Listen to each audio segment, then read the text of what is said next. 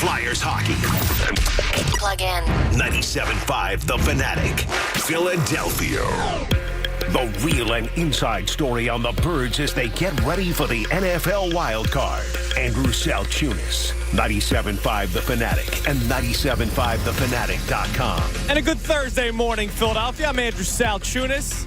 The midday show here on 97.5 The Fanatic. And yes, we're going to talk about Monday night. We're going to talk about the Eagles-Buccaneers playoff game, a game in which the Eagles should win. We decided yesterday, no wills. Obviously, it's all should. Ray won't even go with the S word. He'll only go as far as C, which is can or could. We'll talk about that game today, and we'll talk about ways the Eagles beat the Buccaneers earlier this season, and we're going to talk about something that Brian Johnson said in his press conference yesterday that I'm still kind of fuming about. Not even 24 hours later, but almost a full day has passed, and I'm still angry about him saying something about how the offense can attack defenses, and yet they just don't do it. We'll get to that coming up later on in the show, and, of course, the Brian Johnson stuff later on in the segment. But we had a monumental day in college football yesterday and a monumental day in the NFL this morning. Nick Saban is retiring from coaching college football, so he's done. And just crazy to think about the success that Alabama had. And just the very following morning, Bill Belichick and the New England Patriots with Robert Kraft, they have decided to mutually part ways. Congratulations to Ray Dunn. I don't know if he found some offshore account where he could make that bet, but he's been on that since the beginning of the season. So I want to give you your props, Ray. You were all on board. I want to give you your props. But that means Bill Belichick is available.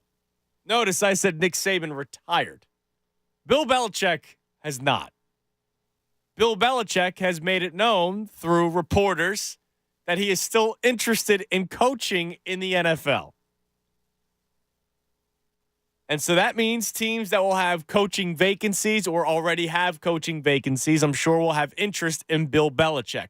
I just saw a report right before the show started that the Commanders are not interested in Bill Belichick. And I remember talking about this a few weeks ago, that if it were to happen where Belichick was no longer with the New England Patriots, it would make a lot of sense for the Commanders to go after him because Josh Harris is not afraid to spend money. Josh Harris is not afraid to pick up the big name.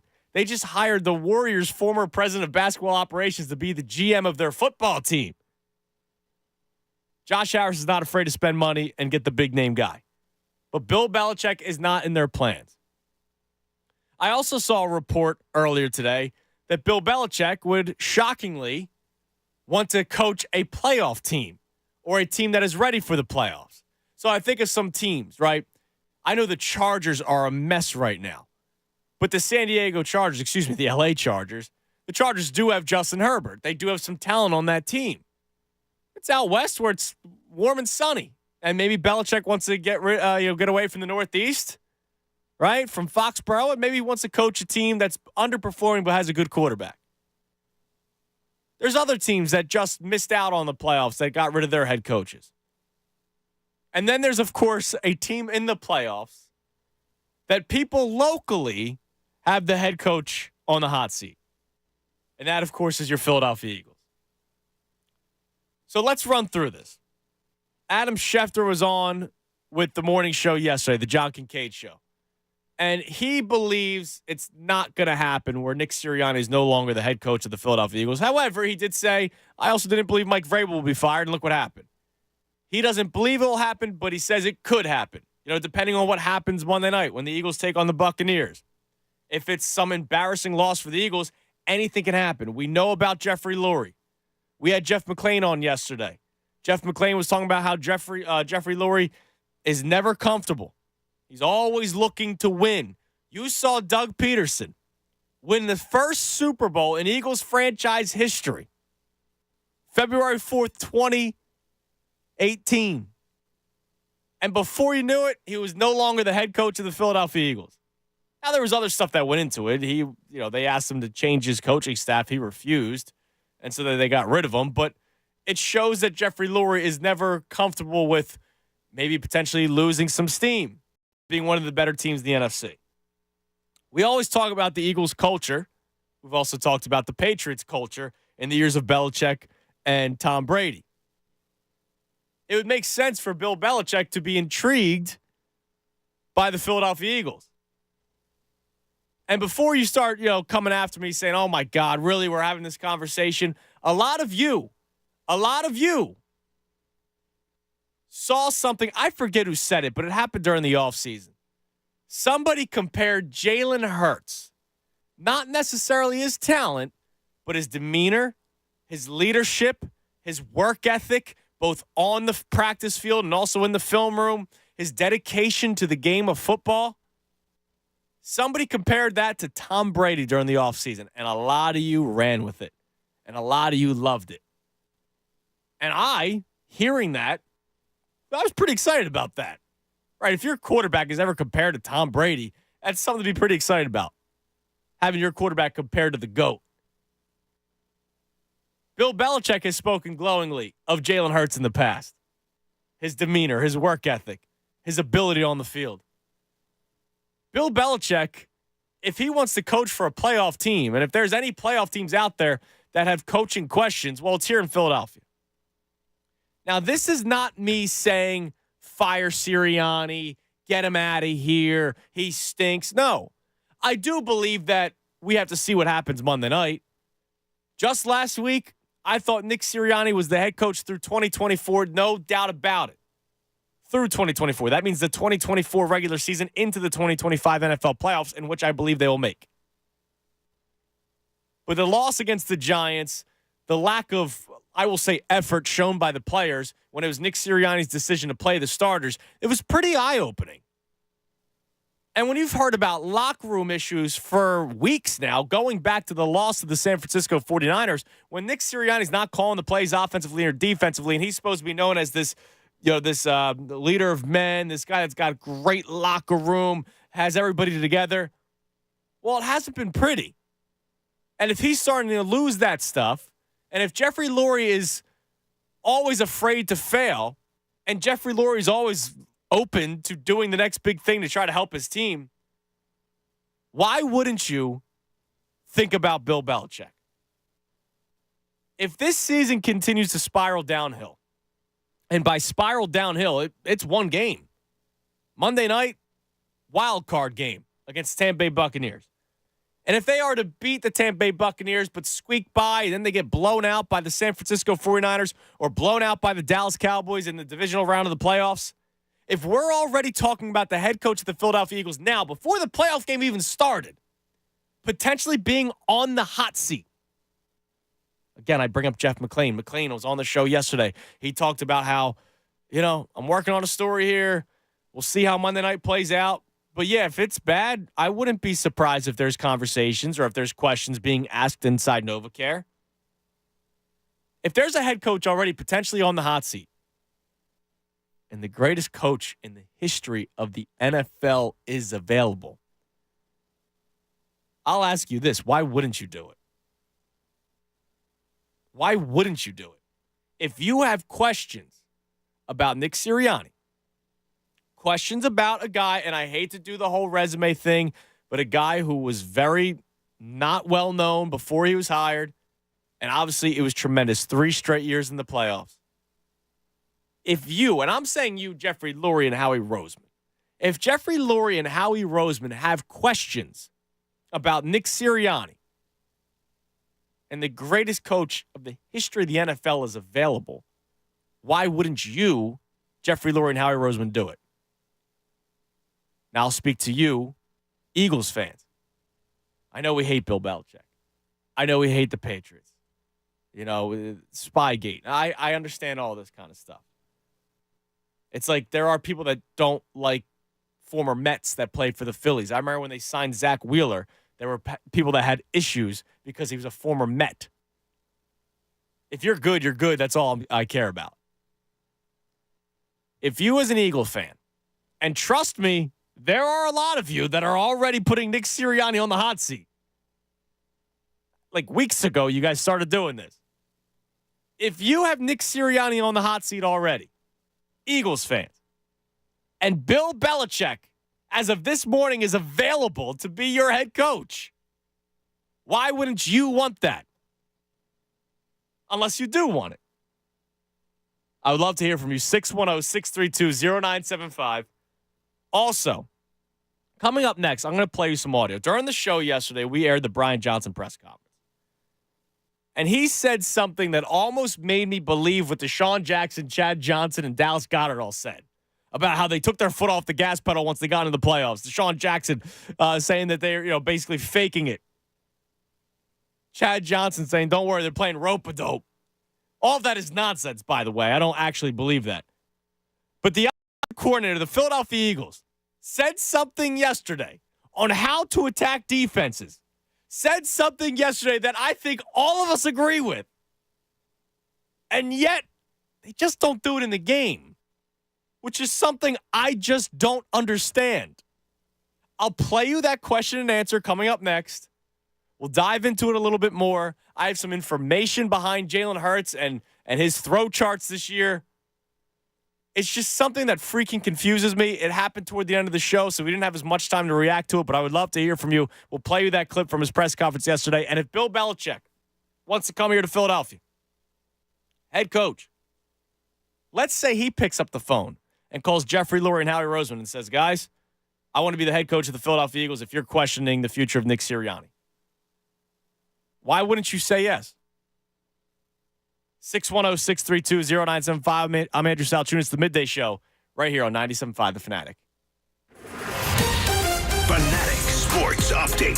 Sixers fall without Embiid. I'm Ray Dunn. This update is brought to you by Unbound.org. A girl in Kenya dreams of becoming a doctor. An elder in Guatemala dreams of being part of a community. Reach out and change their world, and it will change your own. Unbound.org. The 76ers lost their third straight 139-132 in overtime against the Hawks. Sixers were without Joel Embiid, who missed his second consecutive game with left knee swelling. Tyrese Maxey picked up the slack, scoring a game-high 35 points, but he fouled out in overtime. After Maxey fouled out, the Hawks went on a 10-0 run to close out the game. Next up, the 76ers return home to play the Sacramento Kings on Friday night. Flyers won 3-2 in a shootout. Owen Tippett and Morgan Frost scored in the win, and Sean Couturier scored the game winner in the shootout. Next up is a date with Minnesota Wild on Friday night at 8 o'clock. And, of course, we've got the Birds and Bucks on Monday. This is the sixth matchup between the Eagles and Buccaneers in the postseason. The history of the two franchises, the most of any opponent in Eagles history. The two teams matched up earlier this season with the Birds winning 25-11 on the road in Week 3. In other Eagles news, Adam Schefter reported that Eagles offensive coordinator Brian Johnson will interview for the Panthers head coaching job.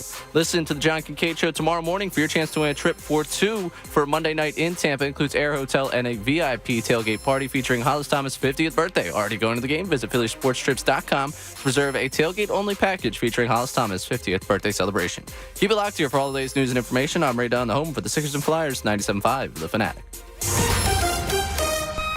Join Andrew Salchunas and Corona for a Sixers watch party tomorrow from 7 to 9 at Great American Pub, 123 Fayette Street in Conshohocken. Enter for a chance to win Sixers tickets and enjoy ice-cold Coronas.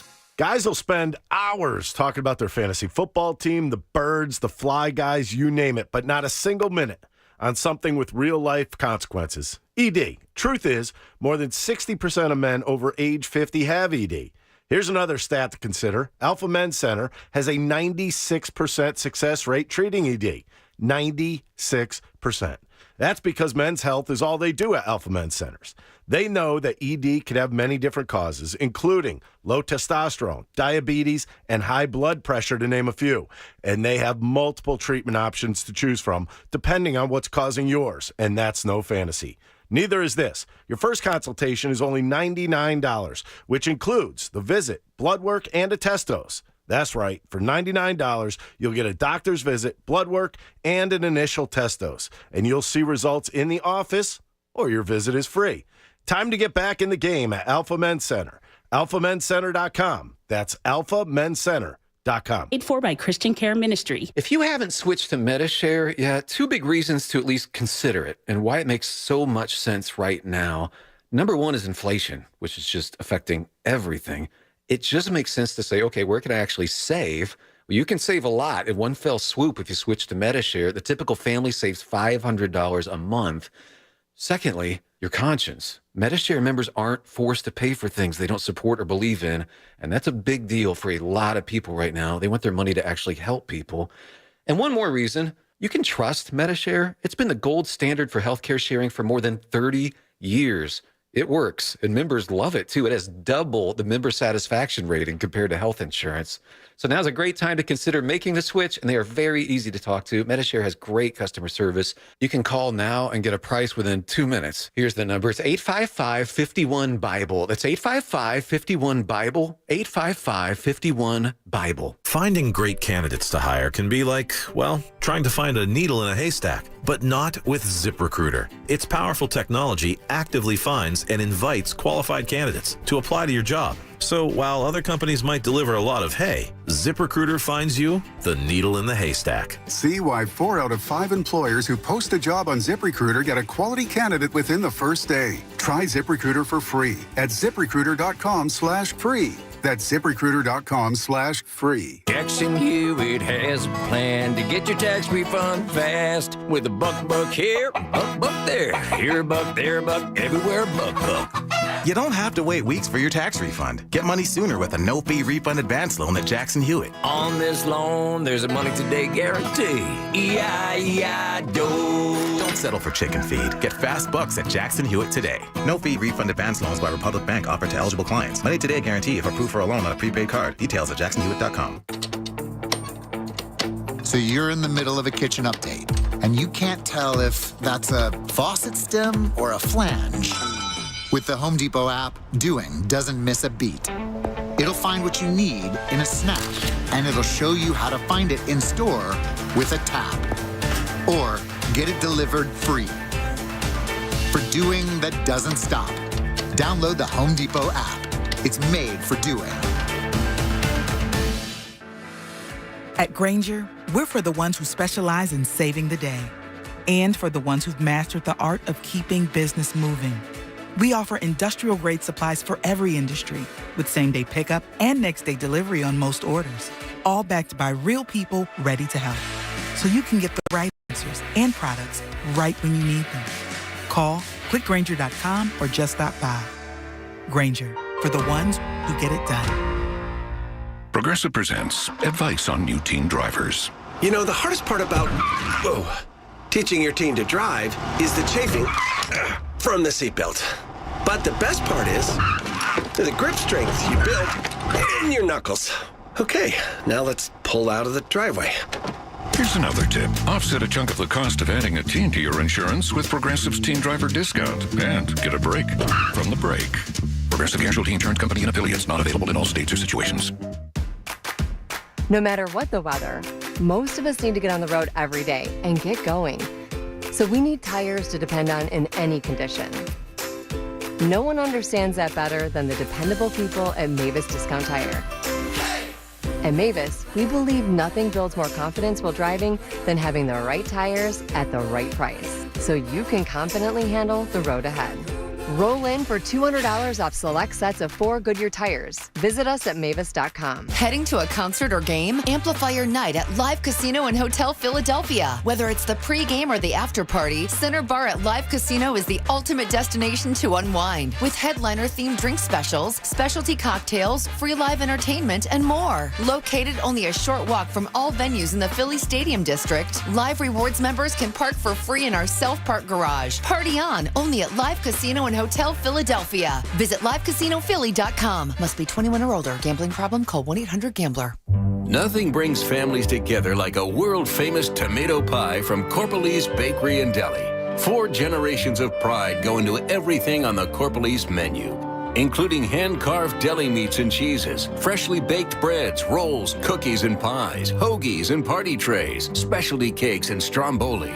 Go back to a better time at Corpalese Bakery and Deli in Norristown, Audubon, and Limerick. Want to join the Corpalese family? Apply today at corpalesebakery.com. Hey guys, Andrew, I got a busy weekend hanging out with my friends from Corona. Can't wait. That makes the weekend so much better. Well, technically Monday, because that's when the Birds are playing. But on Friday, I got something special for you. If you want to win tickets to a Sixers game, well, join me and our friends from Corona at the Great American Pub in Conchie. I absolutely love that spot. I lived in Manayunk for about 6 years. I would make that trip to Conshohocken every once in a while to see people, and that was always a landing spot for us.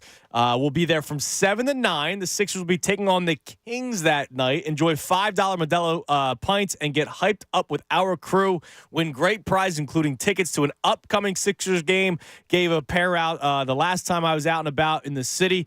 I remember the guy who filled his name out in the little box was like, all right, fine. I never win anything. And then, boom, he wins a pair of Sixers tickets. That's pretty cool. Don't miss out on a great time with Corona at the Great American Pub in Conshohocken. It's 97.5 The Fanatic Sixers pregame party at the Great American Pub located on Fayette Street in Conchi. Corona is an official partner of the Philadelphia 76ers, the Phila Cerveza. For details, go to the events page on 97.5thefanatic.com. Every storyline, every angle on the Eagles is here all week as they prepare for the NFL Wild Card. You're listening to Andrew Salchunas, 97.5 The Fanatic and 97.5thefanatic.com. It's 10:21 on this beautiful Thursday morning, 97.5 The Fanatic.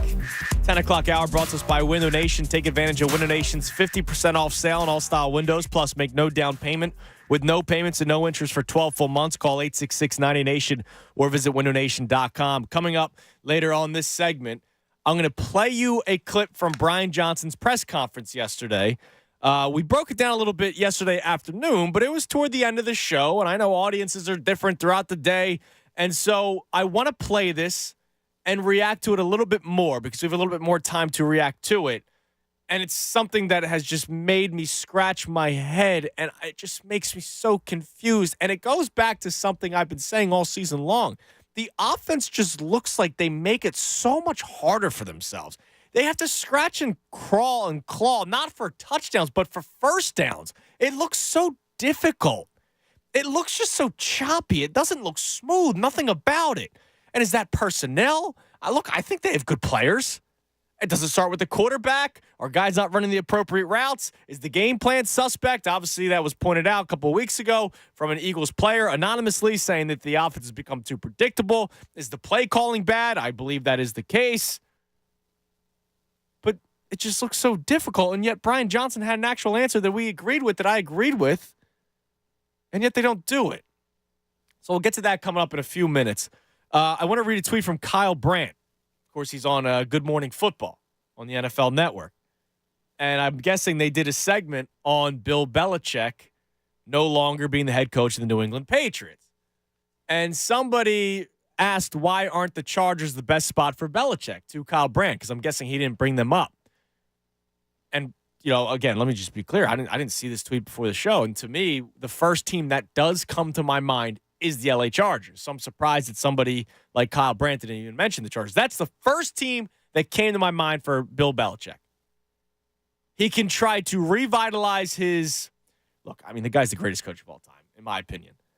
But there is a opinion out there that without Tom Brady, who would have Bill Belichick have been? So what better way to prove your haters wrong, like Ray Dunn? What a better way to prove your doubters wrong, I should say, by going to a team that has underperformed. You have the quarterback already there, and then you turn the season around, you turn the franchise around, and oh, by the way, you're chilling out in L.A. in the age of 70s, and it's not cold. Foxborough, maybe he likes that. I don't know. He's walking outside without a shirt on, leaving somebody's house. If that was actually him, kind of seemed like it was him. But Kyle Brandt put out a second part of this tweet, because he said they might be only team I see with a quarterback, unless somebody coaching this weekend let go. ... Now you look at the teams playing this weekend. All right. Let's think about any other teams. The Ravens aren't getting rid of Harbaugh. At one point, I thought McDermott's days were done in Buffalo, but a turnaround like that, does that buy him another season? Big Red's not going anywhere.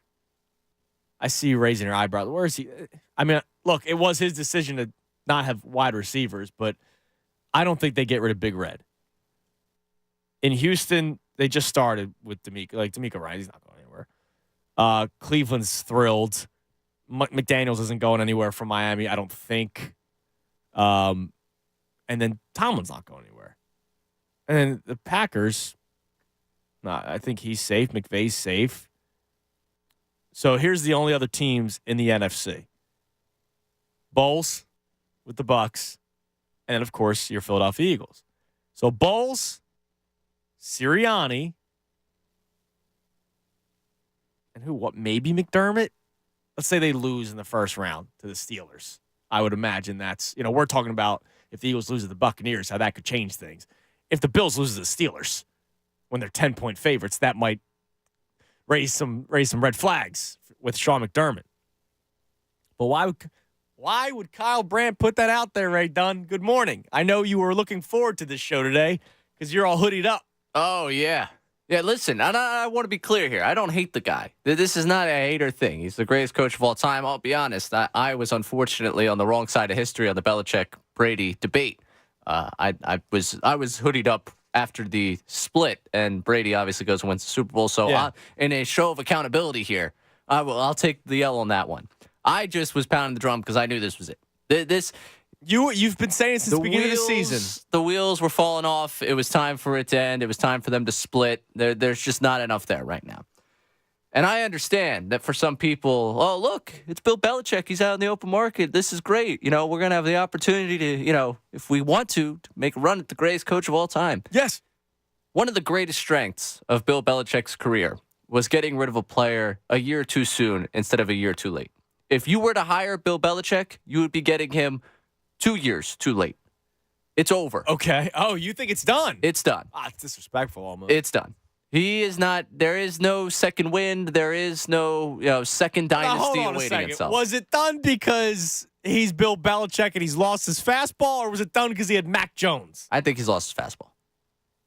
Okay. I think it's because Mac Jones sucks. Okay, but the guy brought in Matt Patricia as his offensive coordinator in 2022. The guy is on him. The guy at some point you become so great that you live within your greatness, and I think he lived within his greatness, and he started to make decisions on I'm Bill Belichick. This is going to work because I'm B. Right. And I think at some point that comes back to bite you. He also had Mac Jones as the quarterback with Matt Patricia as offensive coordinator. Matt Patricia should not be a coordinator. Okay, that's correct. Now, Tristan Homan checks in, and this is when I think, all right, hold on a second. He goes, Belichick only has 2 winning seasons in his career when the quarterback was not named Tom Brady. My opinion, he's overrated, and the Patriots' success was all Brady. Just look at how he's done since Tom left. Now, let's not start spitting in the face of Bill Belichick. No, I'm not going to do that, but it's First of over. all, he did have winning seasons without Tom Brady when he was injured. And then all of a sudden, come on. We're gonna say that Bill Belichick is overrated. I'm not going to tell you it's overrated. I don't think he's overrated. Yeah, but people this is my problem. Sometimes we go a little too far. Now, look, if you believe Nick Sirianni is your guy and you don't want to get rid of Nick Sirianni, I'm not saying that this is a show about firing Nick Sirianni. What I'm trying to say is if there is a slight doubt on the mind of Howie Roseman and Jeffrey Lurie and the greatest coach of the history of the NFL is available, I don't think there's all that much to think about. Especially when you talk about Bill Belichick and how much he likes Jalen Hurts. There's already been the comps of Jalen Hurts and Tom Brady I talked about in the opening segment. There is a lot more talent here than there is in New England right now. Now, defense is a major issue, talent-wise. Bill Belichick is also one of the better defensive minds in the history of the NFL, which made him one of the greatest coaches in the history of the NFL. I'm not so much against it, but I know a lot of people are. Now, the first response I saw to Kyle Brandt's tweet was also one other coach that I didn't mention. And if they lose in the first round, which I doubt it, then yes, Mike McCarthy would be fired. Now, there's a lot of people that say no, they don't want Belichick here in Philadelphia. What are we saying if Evil Hoodie goes down to Dallas and takes a job? See you twice a year. That doesn't strike a little bit of fear in you? No. I don't want Bill Belichick in this division unless he's the head coach of the Eagles. I was glad to see that the Commanders were not interested. If the Dallas Cowboys bring in Bill Belichick, that's scary to me. With that talent they have defensively, that's scary to me. Yeah, I mean, I wouldn't prefer it. Yeah, no, of course you wouldn't. But I'm not hiring Bill Belichick as a way of avoiding him coaching the Cowboys. Well, it's not just that. I'm saying if they get this is all if Sirianni's gone, right? If. Right. Okay, so your other options are out there. There's Pete Carroll. Good head coach. Another guy, you think he's done? Yes. You got Vrabel. He's going to an advisor role. Okay. He's done. You got Vrabel.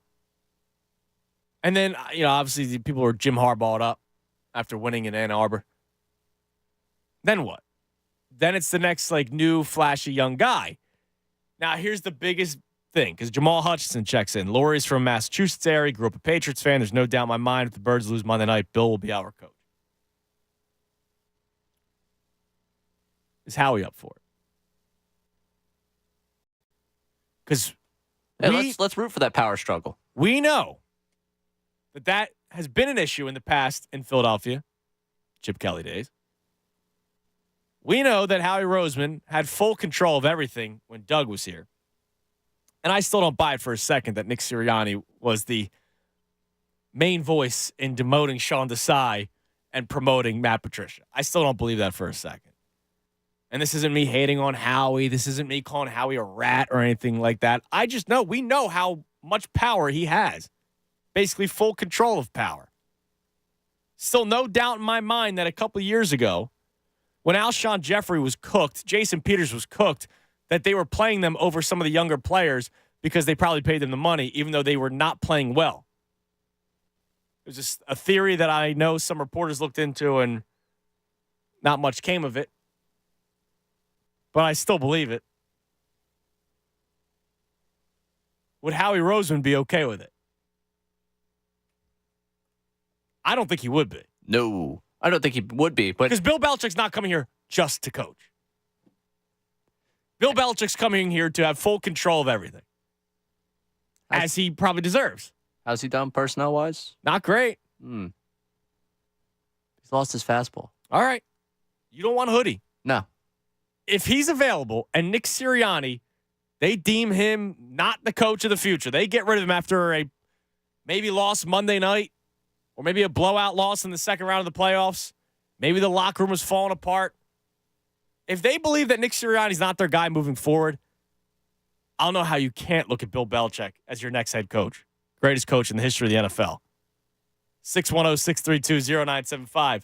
I know somebody who doesn't want him. Let's go to Mike and Delran. What's up, Mike? Judas, stop with this nonsense, man. Greatest coach in the NFL? Sure. In the history? Sure. What was he without Tom Brady? Stop. You talk about the talent we have on this team, with the exception of Tom Brady, he hardly ever had any talent. I'm sorry, I don't want that guy in here. But now he's coming here with talent, at least offensively, an offense that we have not been happy with. And I know that he's not the guy calling the plays, and he'll probably bring in his buddy Josh McDaniels or something like that because we know how that works. Unless the Eagles want some flashy new offensive coordinator. Like, what if you get Bill Belichick, the vet, but then they bring in one of these hot commodities out of college to be the new offensive coordinator for the Philadelphia Eagles? The only good thing that could come out of Bill Belichick being the Eagles head coach is my wife and her family would probably turn into Eagles fans. That's true. Go Birds! Thanks, Mike. I appreciate the call. Or maybe he admits to everything that happened back in 2004. Could you imagine the introductory press conference? Hey, Bill, welcome to Philadelphia. By the way, how much did you guys cheat against us in the Super Bowl? We wouldn't be ready for that. No, we would not be ready for that. You wouldn't be. You think people had reactions to Sirianni's opening presser? Oh. If Belichick comes clean and we cheated, and then it plays out where he doesn't win a Super Bowl here. But during we're only talking press conference. But then he follows up with, and trust me, Philadelphia, I will do whatever I can to bring one home here. You mean to tell me you wouldn't be for it? No. Think about building what he built in New England. Think about the timing that would take. Think about his age. Think about what you've seen. He's got talent here. He doesn't have to build all that much. They obviously need to get a couple players on defense because the defense stinks. But the offense is still very good. Offense is still very good. Who's he going to trust to run that offense? Well, that's the question. Does he bring in Josh McDaniels, who Tom Brady still speaks glowingly of as offensive coordinator? Tom Brady is the only man, the only player in the NFL that speaks glowingly of that man. Yeah, but people compared Hurts and Brady during this offseason. Okay. They see similarities, so maybe Hurts has some good connection with Josh McDaniels. I don't know. Maybe he does. Or maybe he says, hey, you guys got rid of my guy, and now I have to deal with this guy who everyone else in the history of football. His guy guy who, let's play the clip, Ray, his guy, Brian Johnson, who yesterday during the press conference was asked about how defenses are playing different, the different coverages this year, and he has an answer on how to attack it, and yet he doesn't do it. Take a listen. Yeah, I think, obviously I think we go back and forth. If you kind of just look at how it's kind of progressed over the course of the 3 years, it's, defenses trying to limit big plays. I think if you look at throughout the course of the NFL, you're seeing probably a lot more shell coverage this year than you have in past years. And, I think one of the things that it's making teams have to do is try to go on these long drives to go down and score. We talked about this a little bit a couple weeks ago in terms of, being able to generate some explosive plays. So, a lot of people, in the past couple of years, there'll be times where you get a lot of single high press man and the ball's up and you're getting some shots, but that hasn't been the case this year.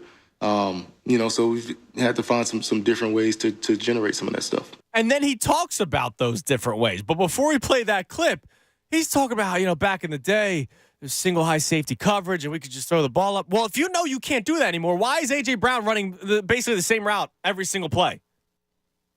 Why are we taking shots downfield? You're just saying, defenses are making us do these long, sustained drives. Well, then why don't you run the football?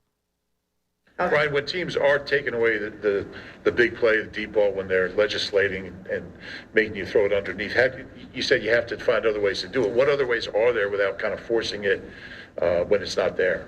Well, yeah, you have to go into some catch and runs and try to find some isolations, on some interior defenders. So, those are things and try to manipulate some of these play actions and get guys to have some eye violations and see if we can create some explosives that way. And then you got to be able to run the ball. So there's a bunch of different ways to do it. And, we got to make sure we get that done. And yet they don't do it. He talks about going after interior defenders. Okay, so he brings up running the ball. Yeah, run between the tackles. Zone read every single time, even though the zone read looked a little bit better the last couple of weeks. Or, Ray, if he says interior defenders, I wasn't that bright. All right, in college. Interior I think is inside. That's correct? Yeah. Okay. So if I'm looking at a football field, I would imagine inside could be like in between the hashes. I'll even go in between the numbers. Those are the interior defenders, right? I'd say so. Not outside corners outside, right? That would be the opposite of interior. Interior might be like middle linebacker because the middle linebacker's in the middle of the field, right? I know they're called outside linebackers or off-ball linebackers, but they're still on the inside. Is that correct? Checks out to me. A slot corner is in the slot, and the slot is normally more on the inside part of the field, right? Makes sense. Then why the hell don't they do it? You look at any of the route charts that are posted after every single game, and it's A.J. Brown running down the sideline. It's bubble screens. It's nothing attacking the interior level of the defense. And yet he himself in that press conference says that's one way to attack defenses. I know we played this at the end of the show yesterday, but if you did not hear this yesterday, I need you to try to tell me, because I know there are still Brian Johnson defenders out there. If you hear Brian Johnson say that and knowing after every single freaking week that you watch Eagles football from start to finish, because we watch through pain, right? We watched through pain. I know some people finally turned off the TV at halftime last week. I don't blame you. I didn't. We watched through pain. We suffer watching this Eagles team. We know how difficult it seems for this Eagles offense to get freaking first downs. And yet he gives an answer that I agree with. And yet they just don't do it during the game. Now, is it because Jalen Hurts doesn't want to throw over the middle of the field? Well, if that's the case, coach his freaking ass off and make him do it. Is it because you're not calling plays to throw it over the middle of the field? Well, then you're just wrong when you also give that answer during the press conference. Does Nick Sirianni not believe that's something that the Eagles should do? Well, you know what? It's playoff time. It's time to buck up and open up your mouth and say, all right, this is what's going to work, not what we've been doing for the last 17 games, in which a handful of them, they were good. Coming up next, Ray, I have the passing chart for Jalen Hurts.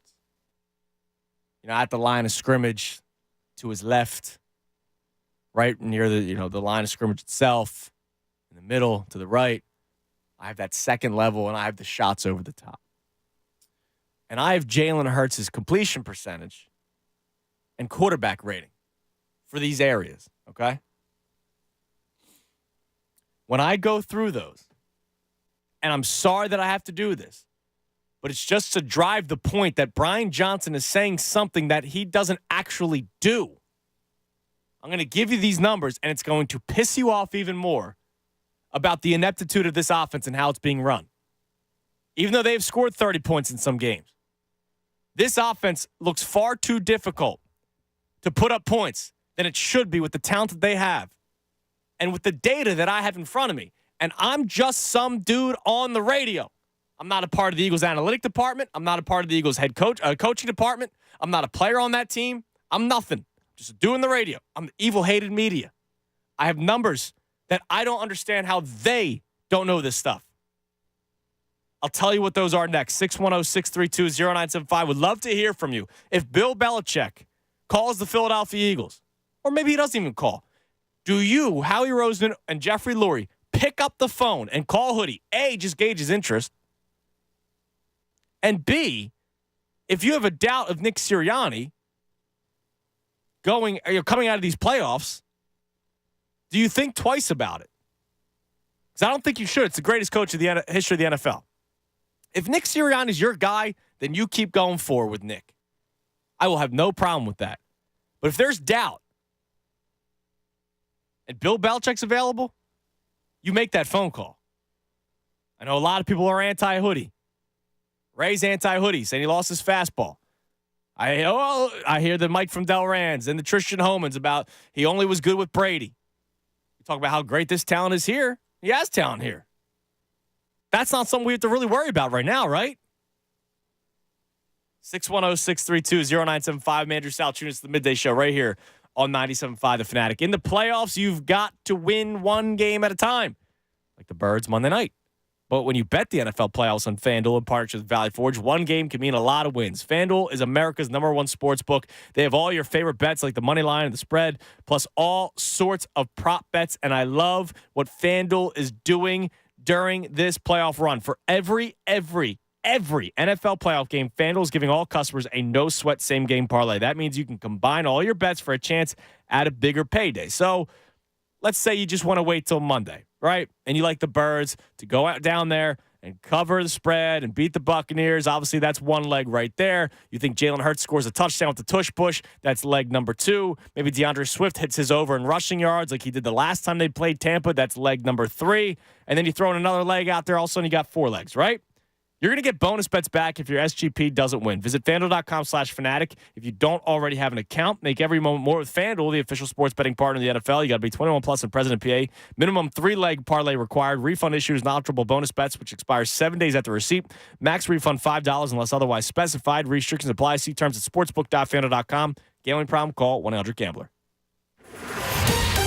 Fanatic Sports Update. Sixers lose, Flyers win. I'm Ray Dunn. This update is brought to you by Compassion International. Families in poverty are facing a global food crisis. $50 provides a food kit to feed a family for a month. Just text the word radio to 97646. 76ers again last night, 139-132 in overtime against the Hawks. The Sixers were without Joel Embiid, who missed the game with left knee swelling. Tyrese Maxey picked up the slack, scoring a game-high 35 points, but he fouled out in overtime. After he fouled out, the Hawks went on a 10-0 run to close out the game. Next up, 76ers return home to play the Sacramento Kings on Friday night. Flyers won 3-2 in a shootout. Owen Tippett and Morgan Frost scored in the win, with Sean Couturier scoring the game winner in the shootout. Next up is a date with the Minnesota Wild on Friday night at 8 o'clock. And, of course, we've got the Birds and Bucks on Monday. This is the 6th matchup between the Eagles and Buccaneers in postseason history, the most of any opponent in Eagles history. The two teams matched up earlier this season, with Birds winning 25-11 on the road in Week 3. In other Eagles news, Adam Schefter reported that Eagles offensive coordinator Brian Johnson will interview for the Panthers' head coaching job. Listen to the John Kincaid Show tomorrow morning for your chance to win a trip for 2 for Monday night in Tampa. Includes air, hotel, and a VIP tailgate party featuring Hollis Thomas' 50th birthday. Already going to the game? Visit PhillySportsTrips.com to reserve a tailgate-only package featuring Hollis Thomas' 50th birthday celebration. Keep it locked here for all the latest news and information. I'm Ray Dunn on the home for the Sixers and Flyers, 97.5 The Fanatic. The big plays, the moments that matter. Tyrese Maxey here to tell you this is the radio home of the Philadelphia 76ers, 97.5 The Fanatic. This is DeAnthony Melton reminding you every Sixers game, home and away, is right here, 97.5 The Fanatic. You know, winter is here, and if you've had enough of the cold drafts blowing through your living room and you don't want to be under layers of blankets and huddling on your couch, it's time. It's time to talk to the pros at Window Nation. Replace the old windows. Get quality, energy-efficient windows from Window Nation, and it's never been easier, and it's never been more affordable than you think. Right now, through the end of the month, you can replace the windows in your home, and you're going to pay no interest for 5 full years. That's a fantastic deal. And on top of that deal, Window Nation is also giving you 50% off all window styles. So if you have 20 windows, you end up paying for 10, and you've got no interest for 5 full years. Now, they're going to make sure that it fits right. They've got a great installation team, and you won't have to worry about leaky, dirty windows anymore. Your home value goes up. You're not paying interest for 5 years, and you get 50% off every style of window. Do your window shopping online at windownation.com. Every size, every style, every color. They've got all the options to fit your budget and your home. Call 866-90NATION, 866-90NATION, or visit windownation.com. Tell them John Kincaid sent you. In order for small businesses to thrive, they need to be smart, efficient, savvy, staying ahead of the market at every turn, finding ways to do more with less, and taking advantage of every opportunity that comes their way. That's why Comcast Business is introducing the Small Business Bonus. For a limited time, you can get up to a $1,000 prepaid card with a qualifying gig bundle when you switch to Comcast Business, the company with the largest, fastest, reliable network. Yep, you heard that right. 1,000 back. Something extra for your company. From the company that powers more businesses than anyone else. So if you're a small business owner, don't wait. Call or go online to learn about the $1,000 bonus today. Comcast Business, powering possibilities. Ends 2/21/24. New customers with Gigabit Extra Internet, Security Edge, One Voice Mobility Line, and Connection Pro with 3-year agreement. Other restrictions apply. Call or go online for details. Hey guys, Ricky Bowe here for Alpha Men's Center. If you need to lose weight, feel better, look better, and your diet and exercise plan isn't getting you there, you may need some extra help. Have you heard of the new weight loss medication, semaglutide? This powerful new medication is revolutionizing the weight loss industry. And it's available right now at Alpha Men's Center in King of Prussia. Approved by the FDA, semaglutide acts like an appetite suppressant and helps reduce food cravings while increasing feelings of fullness after meals, making it easier for you to stick to a healthy meal plan without feeling deprived or hungry. Alpha Men's Center in King of Prussia is offering a $99 first consultation, which includes your blood work and tests, plus 30% off your first 2 months of weight loss treatment. Schedule your $99 consultation now at Alpha Men's Center at alphamencenter.com. If you resolve to lose weight, don't give up hope. Go to alphamencenter.com. So you're in the middle of a kitchen update, and you can't tell if that's a faucet stem or a flange. With the Home Depot app, doing doesn't miss a beat. It'll find what you need in a snap, and it'll show you how to find it in store with a tap. Or get it delivered free. For doing that doesn't stop, download the Home Depot app. It's made for doing. We're for Washington. We love Febrez's new scent. Refresh and energize. So much we made a song about it.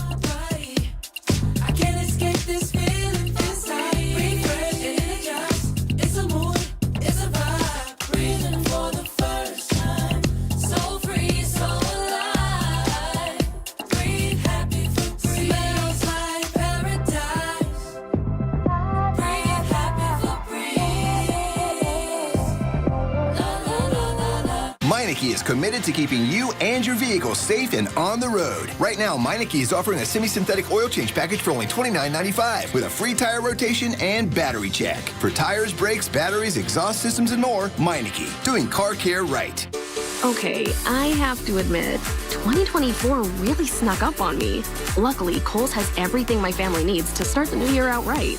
With the 15% off going on, I got my husband and I Flex styles under $30 and Tech Gear activewear under $20. I also found a NutriBullet juicer for just $79.99.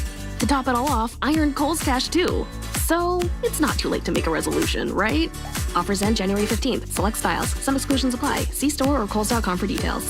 Attention football fans, rush to Ashley today through January 12th only and purchase Ashley furniture. And if Philadelphia's team wins the big game February 11th in Vegas and the starting quarterback passes for 350 yards or more, your purchase is free. Sponsored in part by Beauty Rest. Visit ashleyhomestores.online. WPEN Burlington, Philadelphia, a Beasley Media Group station. Home of 76ers basketball and Flyers hockey. 97.5 The Fanatic, Philadelphia. Now, a Birds playoff update on 97.5 The Fanatic and 97.5thefanatic.com. Injuries and interviews. I'm Ray Dunn with this Birds playoff update. The Eagles are getting set for the Buccaneers on Monday Night Football of Wild Card Weekend. One of the biggest storylines entering this one will be the health of wide receiver A.J. Brown following his knee getting banged up in the Giants game. Brown had 9 catches for 131 yards in the win over the Buccaneers in Week 3.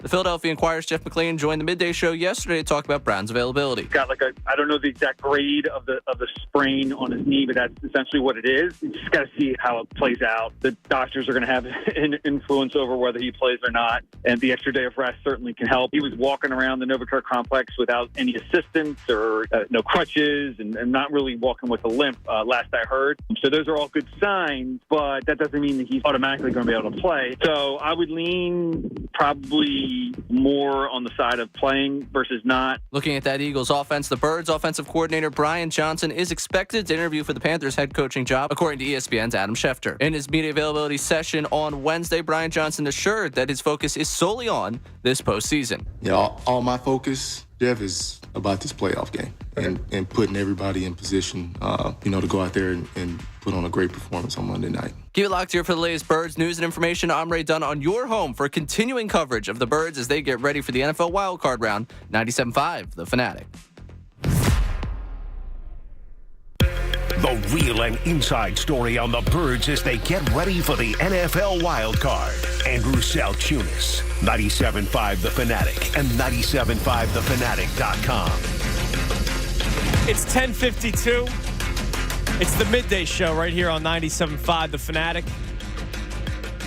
We're talking about the possibility, or your interest, I guess I should say, in Bill Belichick as head coach of the Philadelphia Eagles. And I know this is very oh my God, really? How many times have we had the LeBron to the Sixers conversation? When it's considered the greatest of all time in specific areas, whether it's player or coach or GM or president or you name it, I want the best. Sorry. It's nice having the little story of the coach that nobody knew about go to the Super Bowl. It's a nice story. I don't care about storylines. If my team can win and there's somebody out there that can get them to a better position, I want that to happen. I know, microwave society. Shefty said it yesterday. I don't care. I barely reheat my food. You know that. I just want to eat right away. I got no patience. Sorry that I want winning. I remember a few years ago. And look, it would not have worked, obviously, when we wanted Russell Wilson. Or when some of us wanted Russell Wilson. When I wanted Russell Wilson. I remember somebody complained oh, my God, you and your millennials, the microwave society.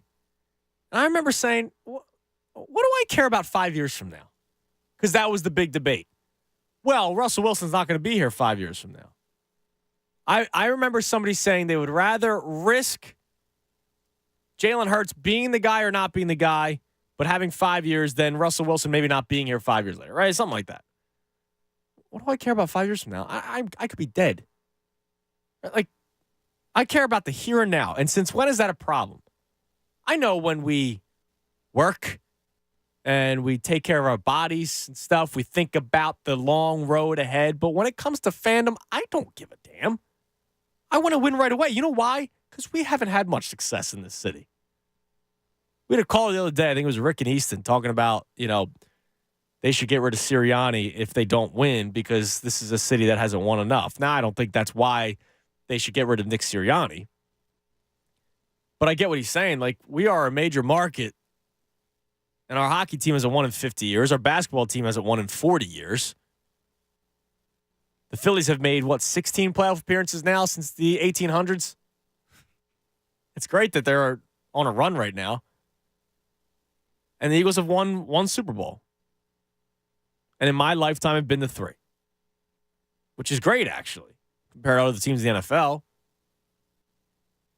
But if there's a possibility that they don't believe in Nick Sirianni when there's already stuff being floated out there and Bill Belichick is available, I'm not overthinking it. If they don't want Sirianni moving forward, then Bill Belichick, to me, is your answer. He's the greatest coach in the history of the NFL. And we talk about roster construction and finding talent. Well, as I said, and now Maurice agrees on social media, Bill Belichick has never had the lights of A.J. Brown, Devontae Smith, DeAndre Swift, which he did have Randy Moss, and he went undefeated until the final game of the season. He said just imagine the press conferences with Bill Belichick followed by Jalen. That I would hate. That'll how I was on the fence about starting the starters and resting the starters, and the only thing that kept me at bay on the edge of the fence was the chance that the Cowboys could lose, and what if the Eagles didn't play their stars and they lost? That would be the one thing that keeps me on the fence. I couldn't handle both press conferences like that. The hoodie press conference into the Jalen Hurts press conference where it's nothing and then just nothing but more words. Like, I couldn't do that.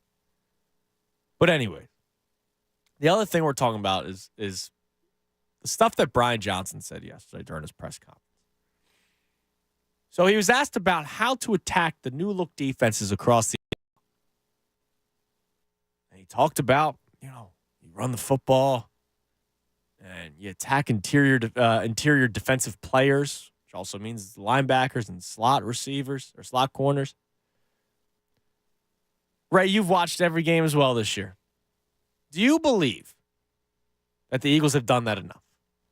No. No, I don't think so. Now, I am efforting Jalen Hurts' pass attempts by area of field in terms of how many times he's done it. I still can't find that information, right? Unless I broke down chart by chart for 17 games, which maybe I'll do that. But what I do have in front of me from the Next Gen Stats on NFL.com is Jalen Hurts' passer rating versus the league average on the different parts of the field. Now, I teased going into the break that when I go through this, you might get more upset knowing what the Eagles have done and have not done with the offense this year. Where would you like me to start? You want me to go, passes at or around the line of scrimmage? You want me to do the 0 to 10 yard route? You want me to do the 10 to 20 yard route or 20 and above first? I know you're a big fan of the screen, so let's go around the line of scrimmage. Oh, you want me to go line of scrimmage? Okay. So Jalen Hurts on these bubble screens or the lack of checkdowns, if he throws to his left, these bubble screens, he does have a passer rating of 105.6, which is well above league average. League average is 89.1, well above.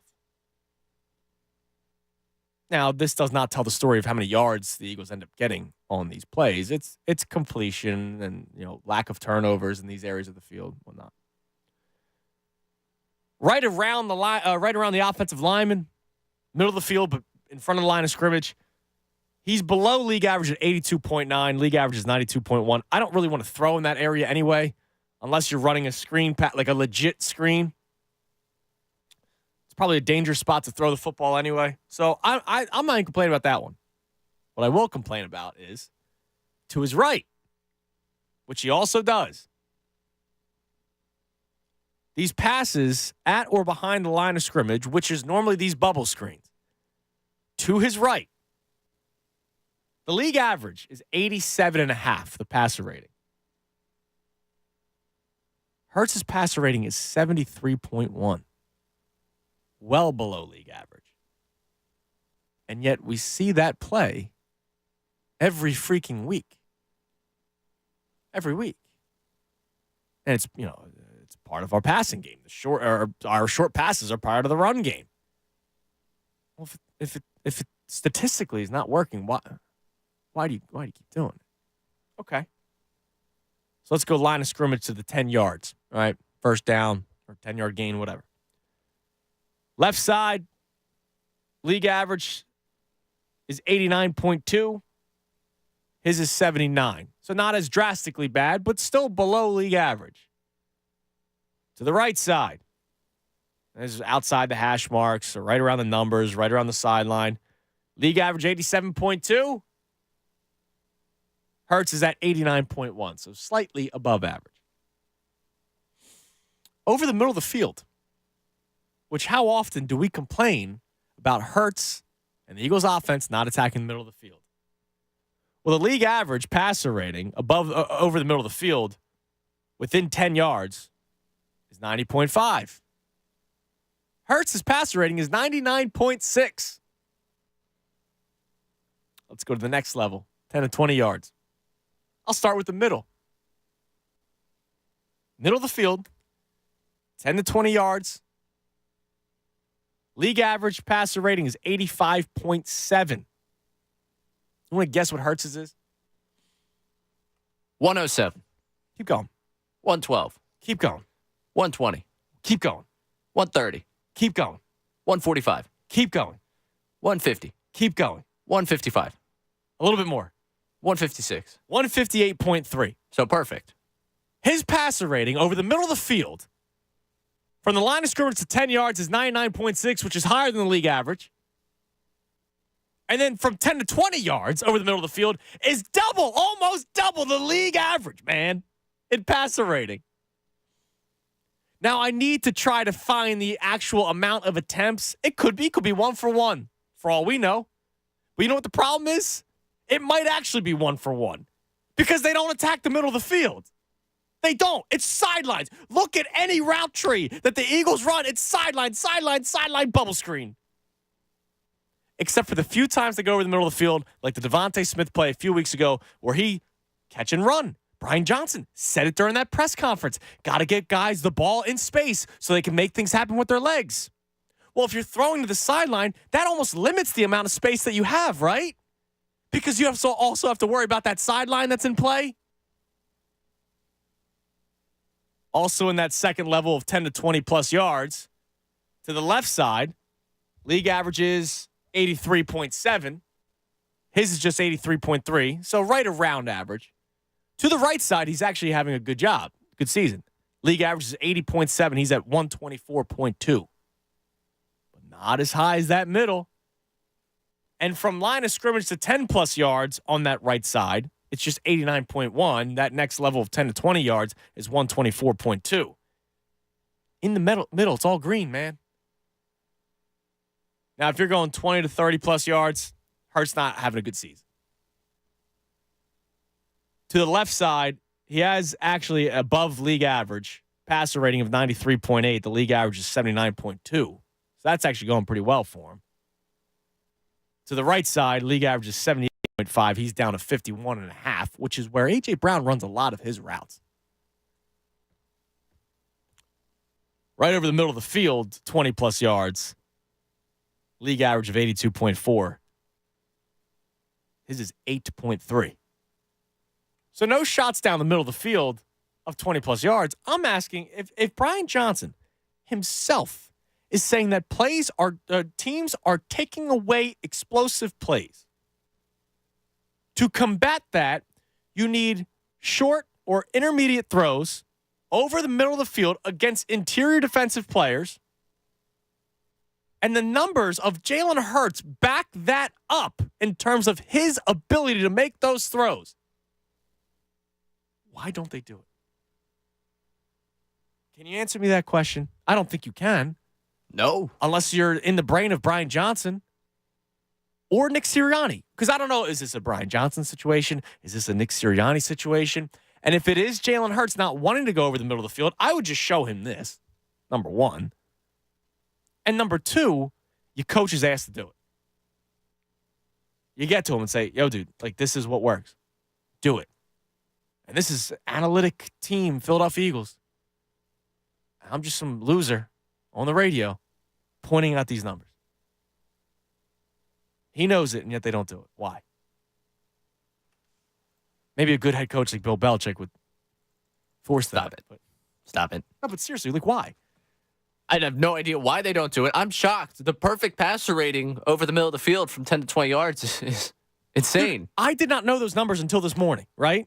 You saw me looking it up in the prep area. I figured we'd run through it on the show, on the air. I did not know those numbers until this morning. And yet when he said that during the press conference yesterday, as my witness, I immediately got angry. Ran a whole freaking promo throughout the station about it. How can I, just from my freaking couch, on Saturdays, Sundays, and Mondays, Thursdays, whenever they're playing, how can I, from my couch, realize this? And the offensive coordinator of the Philadelphia Eagles, who knows that's one way to attack it, doesn't do it. How? A.J. Brown, the slant route. There was that, my apologies. What's his name? The guy that does a lot of the film breakdowns on social media. Shane Haff? Yes, thank you. Shane Haff.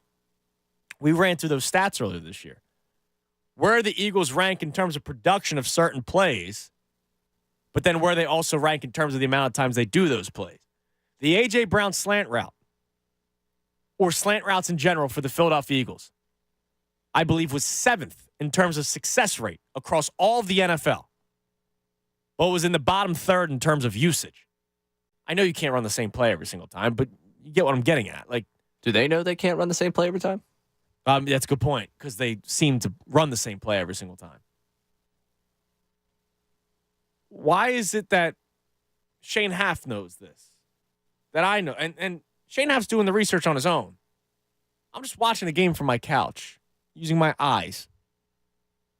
How does a staff with all these people, man? Analytics, the smartest football minds. That's why they're coaches in the NFL.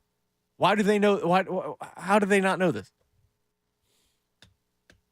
I know defenses show you different things. Maybe maybe you don't want to do that against the 49ers, right? Even though the slant route with A.J. Brown in the first quarter was actually really working.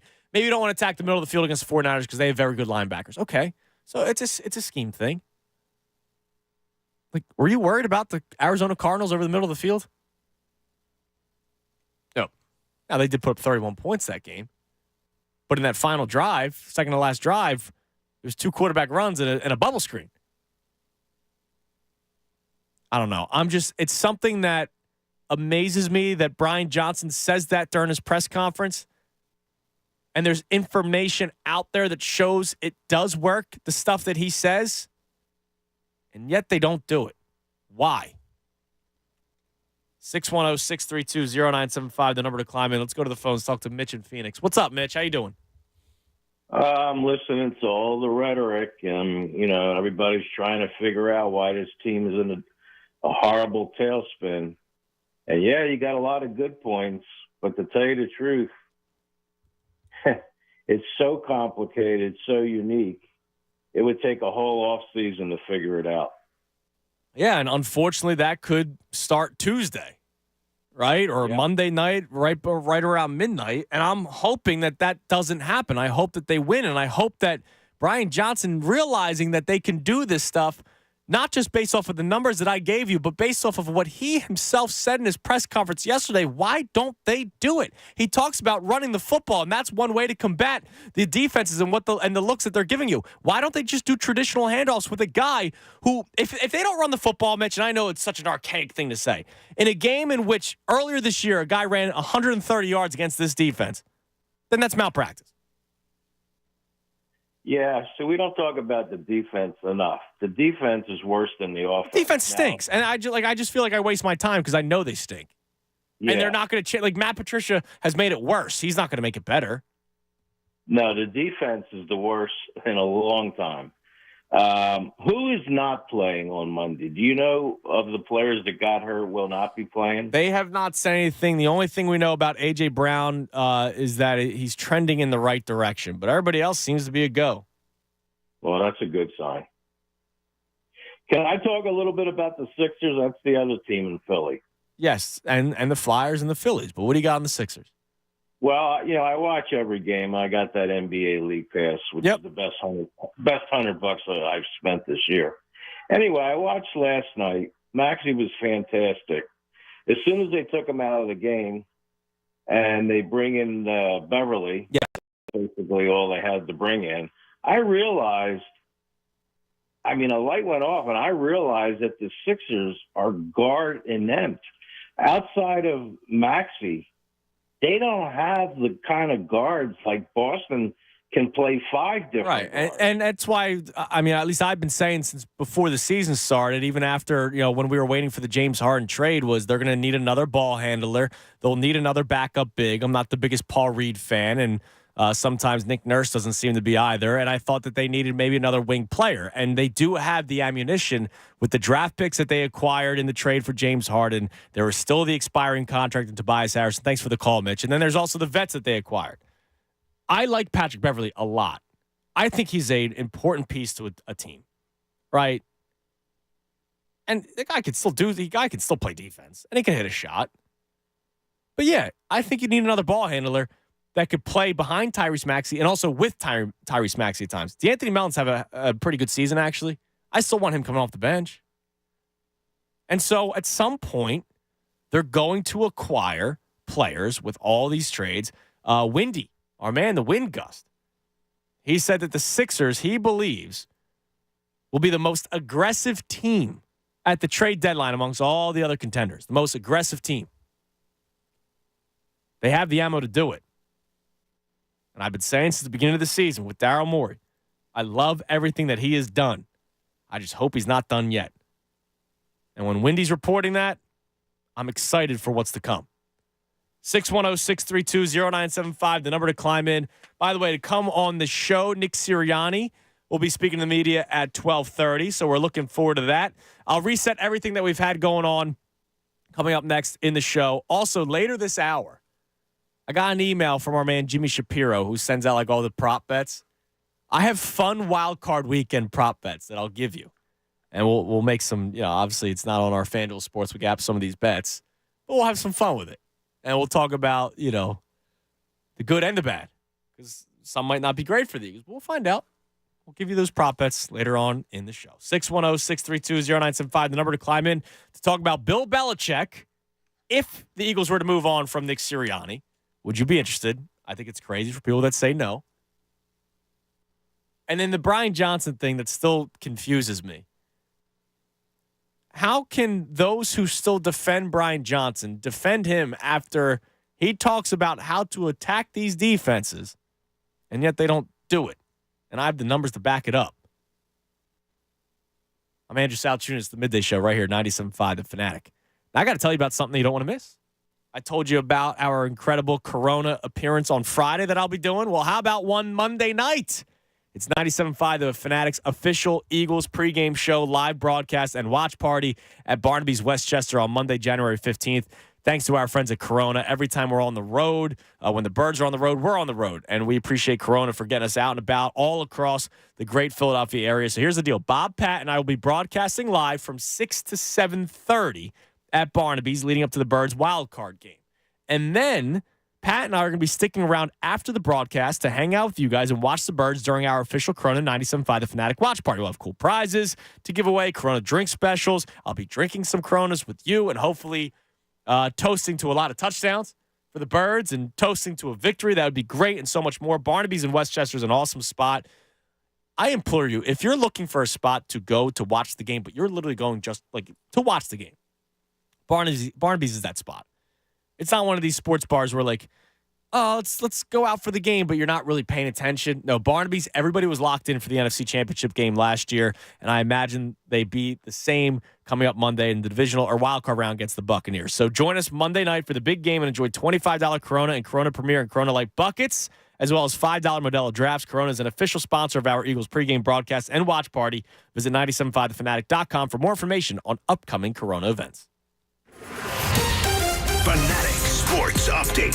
Sixers fall without Embiid. I'm Ray Dunn. This update is brought to you by Live Casino and Hotel Philadelphia. Live Casino and Hotel Philadelphia is your game day headquarters. Enjoy drink specials and food specials, and even stay over before or after the game. Every home game only at Live Casino and Hotel. 76ers lost again last night, 139-132 in overtime against the Hawks. Sixers without Joel Embiid, who missed the game with left knee swelling. Tyrese Maxey picked up the slack, scoring a game-high 35 points, but fouled out in overtime. After he fouled out, the Hawks went on a 10-0 run to close out the game. Next up for the Sixers, they return home home to play the Sacramento Kings on Friday night. Flyers won 3-2 in a shootout last night. Owen Tippett and Morgan Frost scored in the win. Sean Couturier had the game winner in the shootout. Next up is a date with the Minnesota Wild on Friday night at 8 o'clock. And, of course, we got the Birds and Bucks on Monday. This is the 6th matchup between the Eagles and Buccaneers in the postseason, the most of any opponent in Eagles history. Listen to the John Kincaid Show tomorrow morning for your chance to win a trip for two for Monday night in Tampa. Includes Air Hotel and a VIP tailgate party featuring Hollis Thomas' 50th birthday. Already going to game? Visit PhillySportsTrips.com to reserve a tailgate-only package featuring Hollis Thomas' 50th birthday celebration. This update is also brought to you by Compassion International. Families in poverty are facing a global food crisis. $50 provides a food kit to feed a family for a month. Just text the word radio to 97646. Keep it locked here for all the latest news and information. I'm Ray Dunn, the home for the Sixers and Flyers, 97.5 The Fanatic. Monday at 6. Join Andrew Salchunas, Pat Egan, and Bob Cooney for the Fanatic pregame show. Sponsored by Corona at Barnaby's in Westchester, your game day football headquarters. Then stick around for the Fanatic's official playoff watch party. Catch all the action and enjoy $25 Corona, Premier, and Light buckets and $5 Modelo drafts. Go Birds! Hey guys, Ricky Bo here for Alpha Men's Center. If you need to lose weight, feel better, look better, and your diet and exercise plan isn't getting you there, you may need some extra help. Have you heard of the new weight loss medication, semaglutide? This powerful new medication is revolutionizing the weight loss industry. And it's available right now at Alpha Men's Center in King of Prussia. Approved by the FDA, semaglutide acts like an appetite suppressant and helps reduce food cravings while increasing feelings of fullness after meals, making it easier for you to stick to a healthy meal plan without feeling deprived or hungry. Alpha Men's Center in King of Prussia is offering a $99 first consultation, which includes your blood work and tests, plus 30% off your first 2 months of weight loss treatment. Schedule your $99 consultation now at Alpha Men's Center at alphamenscenter.com. If you resolve to lose weight, don't give up hope. Go to alphamenscenter.com.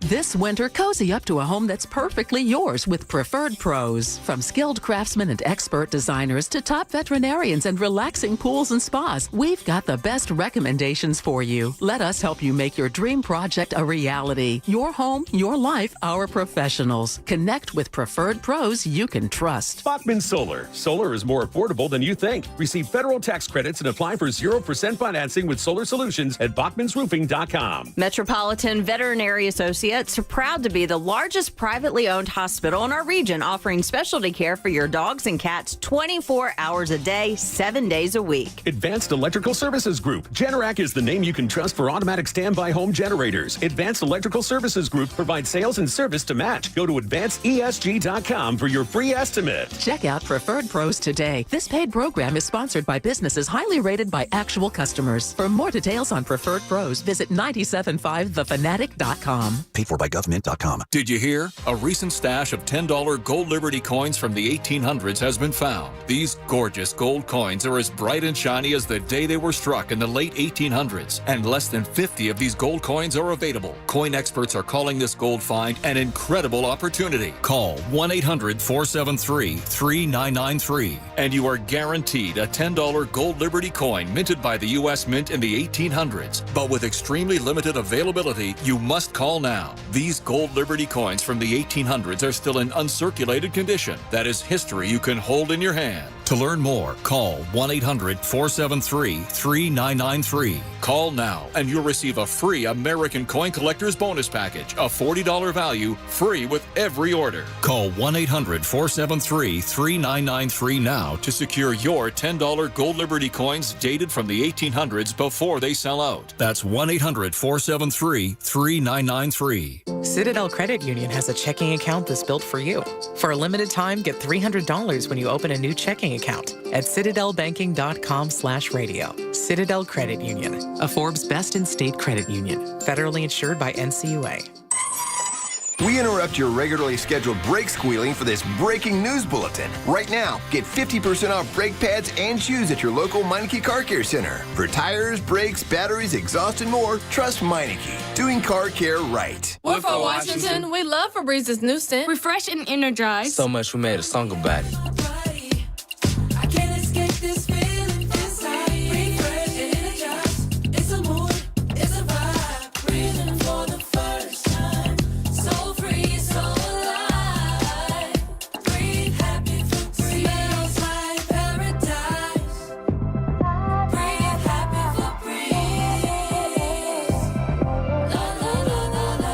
no fees or minimums and no overdraft fees, banking with Capital One is the easiest decision in the history of decisions. Even easier than choosing Charles Barkley in a pickup game. We'll take Barkley. Ha! First pick. Sorry, kids. Yep, even easier than that. With no fees or minimums and no overdraft fees, is it even a decision? Okay, here's the plan. Pass me the ball every time. This is banking reimagined. What's in your wallet? Terms apply. See CapitalOne.com/bank for details. Capital One NA, member FDIC.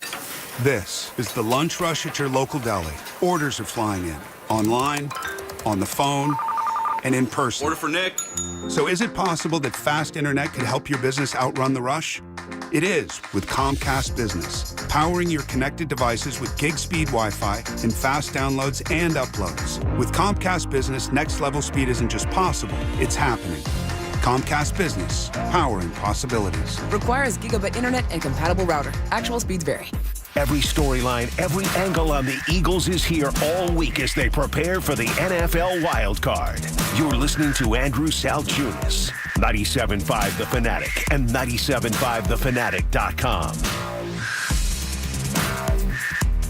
It's 11:20. 97.5 The Fanatic, 11 o'clock hour, brought to us by Golden Nugget Jewelers, where Philly gets engaged. So yesterday it comes out from Adam Schefter that Brian Johnson, who we've been talking about a lot today, and I've been talking about a lot for a while now, the Brian Johnson will be interviewing with the Carolina Panthers for their vacant head coaching job. Well, Jordan Schultz of Bleacher Report now reporting that the Titans have requested an interview of Brian Johnson. All right. I know this is an NFL thing. But how do guys, fail upward? Now, let me say this, by the way, because a lot of people pointed this out to me yesterday, and it is a shame if this is what teams are doing. Obviously, the Rooney Rule also comes into play, and it's a shame if teams are, just trying to hit a quota, right? That would be problematic, which we know that probably is the truth. However, Rooney Rule aside, okay, because Jonathan Gannon wasn't thought of highly here. Jonathan Gannon was another commodity. I remember before he coached a second as defensive coordinator of the Eagles, there were already reporters talking about him being a future NFL head coach. Same one with Brian Johnson when he was still at college. When he got hired here as as quarterbacks coach, it was, this is going to be a guy that's going to be a future head coach in the NFL. Maybe that's just something that they say, reporters, every time. But I know we're always looking for young and new and different. But what has he done where you go, that guy's going to be a head coach one day? I'm not in the meeting rooms with him. He may handle himself really well in meetings. But what's meetings versus results? Sure, we've all come out of a meeting before going, wow, that was great. And then nothing happens. Nothing changes. Right? Sure, we've all done that. Yeah, I mean, I think it has to be the meeting rooms. It has to be the way he carries himself, the way guys take to him. And we know how the league, they talk to everybody, right? So, Nick Sirianni might really, really respect Brian Johnson. And maybe he gets a phone call. Hey, tell us a little bit about Brian. He really respects him. He's not, trying to push him out of here. He's probably talking about him, legitimately. I really like Brian. I think he's a really bright head coach, will be a great head coach. He's a bright offensive mind. So I know people talk in circles like that, but if you're talking performance-based, I mean, this has been they look at the point total. I mean, you look at the point total. You look at numbers-wise, it doesn't show you necessarily what the lack of rhythm, with the problems we've had with it. And regardless of what you may think about, he's got so much talent, has it worked that way? I said this to you last week, and I think this is just the way it is. He's going to live the Gannon arc. He's going to be a coordinator that we continue to lament, we continue to have problems with in this city. But ultimately, before he was the offensive coordinator, before really he stepped into this role as a quarterbacks coach, there were all the talk of he was going to get an offensive coordinator job regardless, whether it was here or not.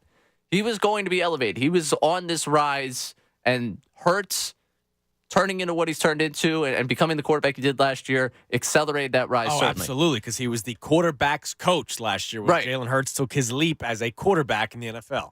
And that pushed him forward. And okay, Steichen's gone. Well, it makes sense. Let's make him the offensive coordinator. And the logical next step, I mean, everyone that thought highly of him before this season will look at the numbers that the Eagles offense has put up. Will say, you know what? Let me check in with what's happened there.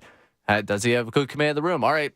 You know what? That's always a big thing. And then they're going to say, let's bring him in. Let's see what he's got. And to me, again, this was part of our 2024 time capsule when I said that he would still be here. I think if Sirianni sticks around, I think he is back here for another season. If he's not, I think it's because he got a job somewhere. I really do think that it's going to be the similar arc to Gannon, where the first year, you're like, why? Why are people talking to him? Second year, I still don't love Jonathan Gannon, but So you think if Brian Johnson's back as OC next season, it may be a better year?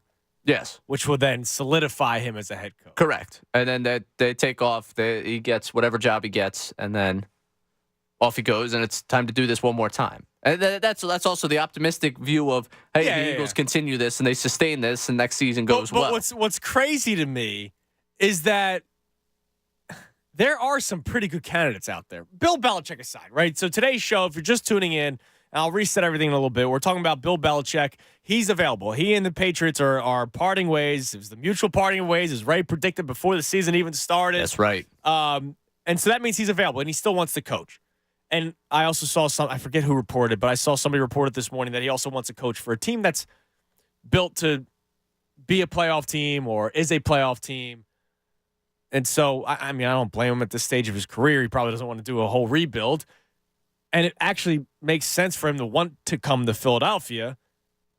We just don't know what the Eagles' plans are for Nick Sirianni. And by Eagles, I mean Jeffrey Lurie and Howie Roseman. But Bill Belichick aside, like Mike Vrabel is available. You have other coaching candidates out there. Jim Harbaugh is available. It's shocking to me that Brian Johnson gets interviews. There's Ben Johnson is available. Everybody thinks very highly of him. I guess it all comes back to how the league perceives somebody. And I guess they think highly of Brian Johnson. I mean, when Nick Sirianni was hired by the Eagles, who was Nick Sirianni? Well, right. Like that's what it comes down to. Like ultimately, you can look at the Eagles and the hires they've made over the years. The splashy one was Chip Kelly. Right. You know, and how'd that work? Quite literally in my lifetime, it's been the who is this guy? Yeah, we'll find out who Doug Peterson is. He's the guy that didn't know the headsets worked a certain way, and you're gonna find out who Andy Reid is. He wins the Super Bowl, right? Exactly. Like I think so much of this league, you could try and splash and get a name, and sometimes I think teams will overrate that. Like I know people were talking about the Chargers and what they need to do. It's like, well, they got to captivate Los Angeles. They gotta get that city on board with this team because the fan base hasn't followed from San Diego. Good luck. Yeah. Exactly. A lot of shows in town, but they need to get a splashy name. It's you need to get the name that you think is going to be able to take control of your football team and lead it the right way. Like I don't think it's so much about, let's go get Bill Belichick because he's Bill Belichick or Jim Harbaugh because he's Jim Harbaugh. So here's what makes me laugh. So you put out the tweet on the midday account. Would you be interested in Bill Belichick coaching the Philadelphia Eagles? Just a question. And a lot of people saying no. And one of the responses that I got, I hear this. This is from Jude. The guru for you, not the NJ betting guru. This is a different guru. Jude responds with, hell no, too old and crusty. So we are anti-Bill Belichick because he's not the new flashy thing, right? Was Andy Reid the new flashy thing when he went to Kansas City? No. And he's had some success in Kansas City. I'll go a different sport. And you can give me all the, he had Patrick Mahomes. Okay, he drafted Patrick Mahomes. He was the one who drafted Patrick Mahomes. I'll give you another sport. Dusty Baker and the Houston Astros. Yeah, that team had talent all across the board. But you had an older coach who knew how to handle himself a little bit more than some of these young guys like Craig Counsell, who the Cubs are going all in for. Right, Gabe Kapler, all these new and young minds that don't win. And sometimes they do. Like Sean McVay ultimately won a Super Bowl. Sean McVay got to a Super Bowl. I know it was a bad one when they lost to the Patriots. Sometimes the new young mind does win something. Sometimes it also takes them some years, like Kyle Shanahan. It's taken him some years. They did get to the Super Bowl pretty early. But why is it always that we're anti-old? Too old and crusty. Well, I mean, to the Andy Reid example, he was 54 when he started over again. Okay, yeah, but today's coaches are late 30s, early 40s, which seems like a totally different demographic than late 50s, early 60s. Yeah, I understand, but Andy Reid didn't start over at what? Belichick's pushing 70? At 70? 71? I don't know what his exact age is. So, like, will you be starting over nearly 71, 2 decades later in life than Andy Reid started over? But he's not starting over. Like, he is. No. But when I think of starting over, I think of, he got hired by the 3-win team in the NFL that needed a new head coach and a new voice. No, he'd be taking over if Nick Sirianni is gone. He'd be taking over a pretty talented team. Take the talent and the wins out of this. Okay. Take the talent in the Eagles room and the wins out of this, because we say this is a talented roster. It's lost 5 of 6. The starting over to me is you have to come in here, get the buy-in of veterans that have already bought into a system before. Who's not buying into Bill Belichick? What do you mean who's not buying into Bill Belichick? I see Asante Samuel on my timeline every day ripping Bill Belichick a new one. There's not every player is going to buy Asante Samuel had a great career playing with Bill Belichick. Yeah. And also with the Philadelphia Eagles. But there's going to be guys that don't like playing for a guy, and especially when you think about the way that this team has practiced, the way this team has gone through preparation, they've done it one way under Sirianni. Okay. It's going to be different under Belichick. They're going to bring in new coaches. Yeah, well, if they fired Nick Sirianni, it's the same thing with any new coach. Absolutely. It doesn't just have to be Bill Belichick. I think the culture change is going to be much more of a swing when you go from one of these younger coaches and a younger guy in Sirianni than swinging it all the way to the Bill's way and the way Bill does, the Patriot way.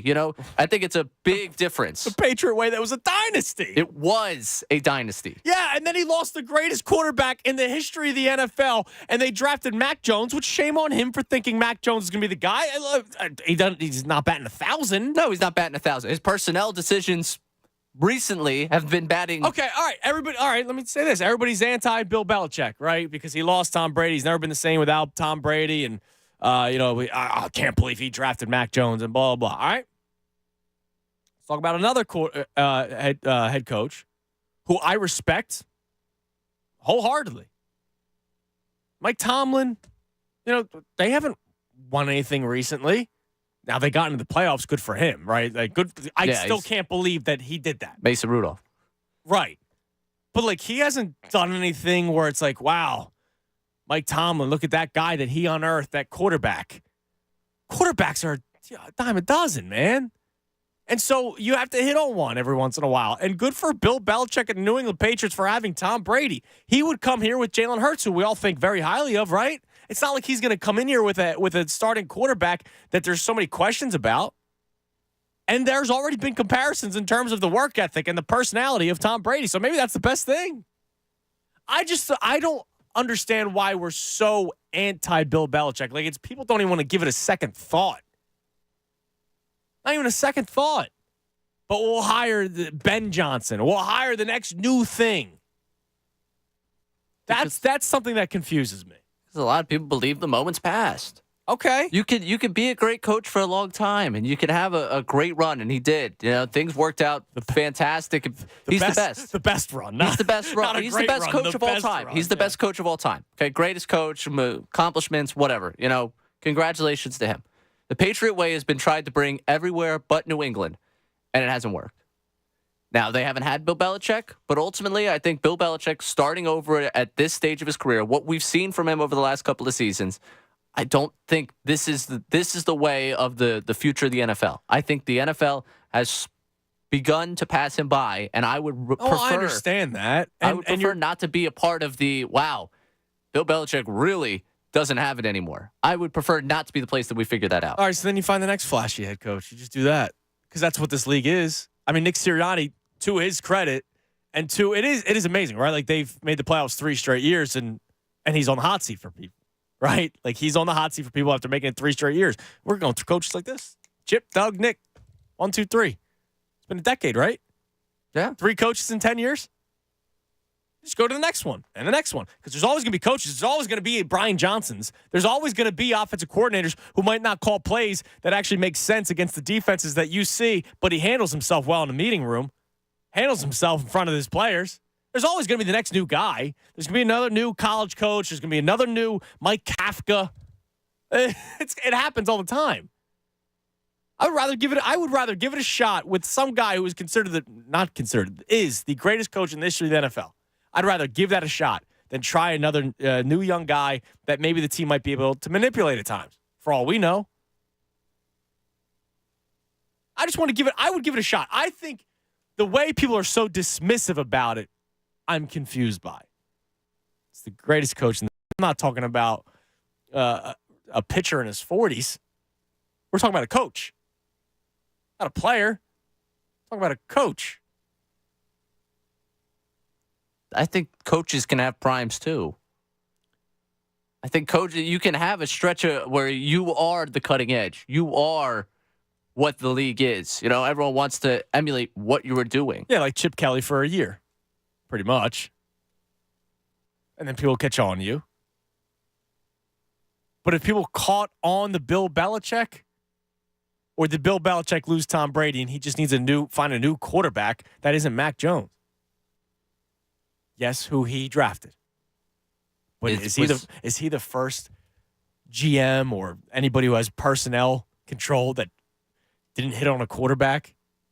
I mean, the Bears drafted Justin Fields 2 years ago. They're talking about well, not anymore. But at one point last year, they were talking about drafting another quarterback. Happens all the time. I'm just amazed by how dismissive people are of it. But I would love to hear from you. If Bill Belichick wants to come to the Eagles, Nick Sirianni, and I'm not doing this fire Sirianni for Belichick. I did, admittedly, hand to God, after year one of Doug Peterson, when there were rumors that the Ravens were going to fire John Harbaugh, I said if they fire John Harbaugh, Doug Peterson should be driven out of NovaCare right away. You hire John Harbaugh. I wanted to do that. Unfortunately, that's not what happened because, look, they ended up winning the Super Bowl the very next year. I'm not even doing the whole Belichick's available, so get rid of Sirianni. If the Eagles have any semblance of doubt that maybe Sirianni isn't the guy moving forward after this season, after being 10-1, falling to 11-6, and hopefully not losing a playoff game to the Tampa Bay Buccaneers, but if there's any semblance of doubt for Howie Roseman and Jeffrey Lurie, and Bill Belichick's available, you make that phone call. But then, of course, the question then leads to Howie Roseman and whether or not he wants Bill Belichick. Yeah, let's open up another power struggle between Flashy Name and Howie Roseman. Right. That's gonna go well. Yeah, the egos at play are it didn't go well last time. By the way, update on Eagles practice. Ray, did you see this? I did. They're getting ready, man. They're getting ready. What normally was supposed to be a walkthrough today has turned into a real practice. Good. E.J. Smith put out the tweet, the Eagles are changing their scheduled walkthrough to a practice session instead. Nick Sirianni did a similar thing the Wednesday before the Seahawks game with the goal of drilling fundamentals with the extra day of prep because the Eagles don't play till Monday night. I'm glad that they're gearing up for a practice and not just doing a walkthrough when all hell has broken loose over the last 6 weeks. The number to climb in is 610-632-0975. Let's go to my man Doobies with Drew. What's up, Drew? Andrew. How you doing, brother? First thing I'm going to say is hail. I lost it. First thing is what? Hail to the victors. Oh, yes. You know I'm a Michigan guy. Go Michigan. Yep. Good for you. I'm happy for you. Guess what? And we put Nick Saban in retirement with an L. I'm surprised he went out with an L. Are you? Nah. Remember he bought that giant mansion beach house during the offseason. We were all like, wait a minute, is this a sign?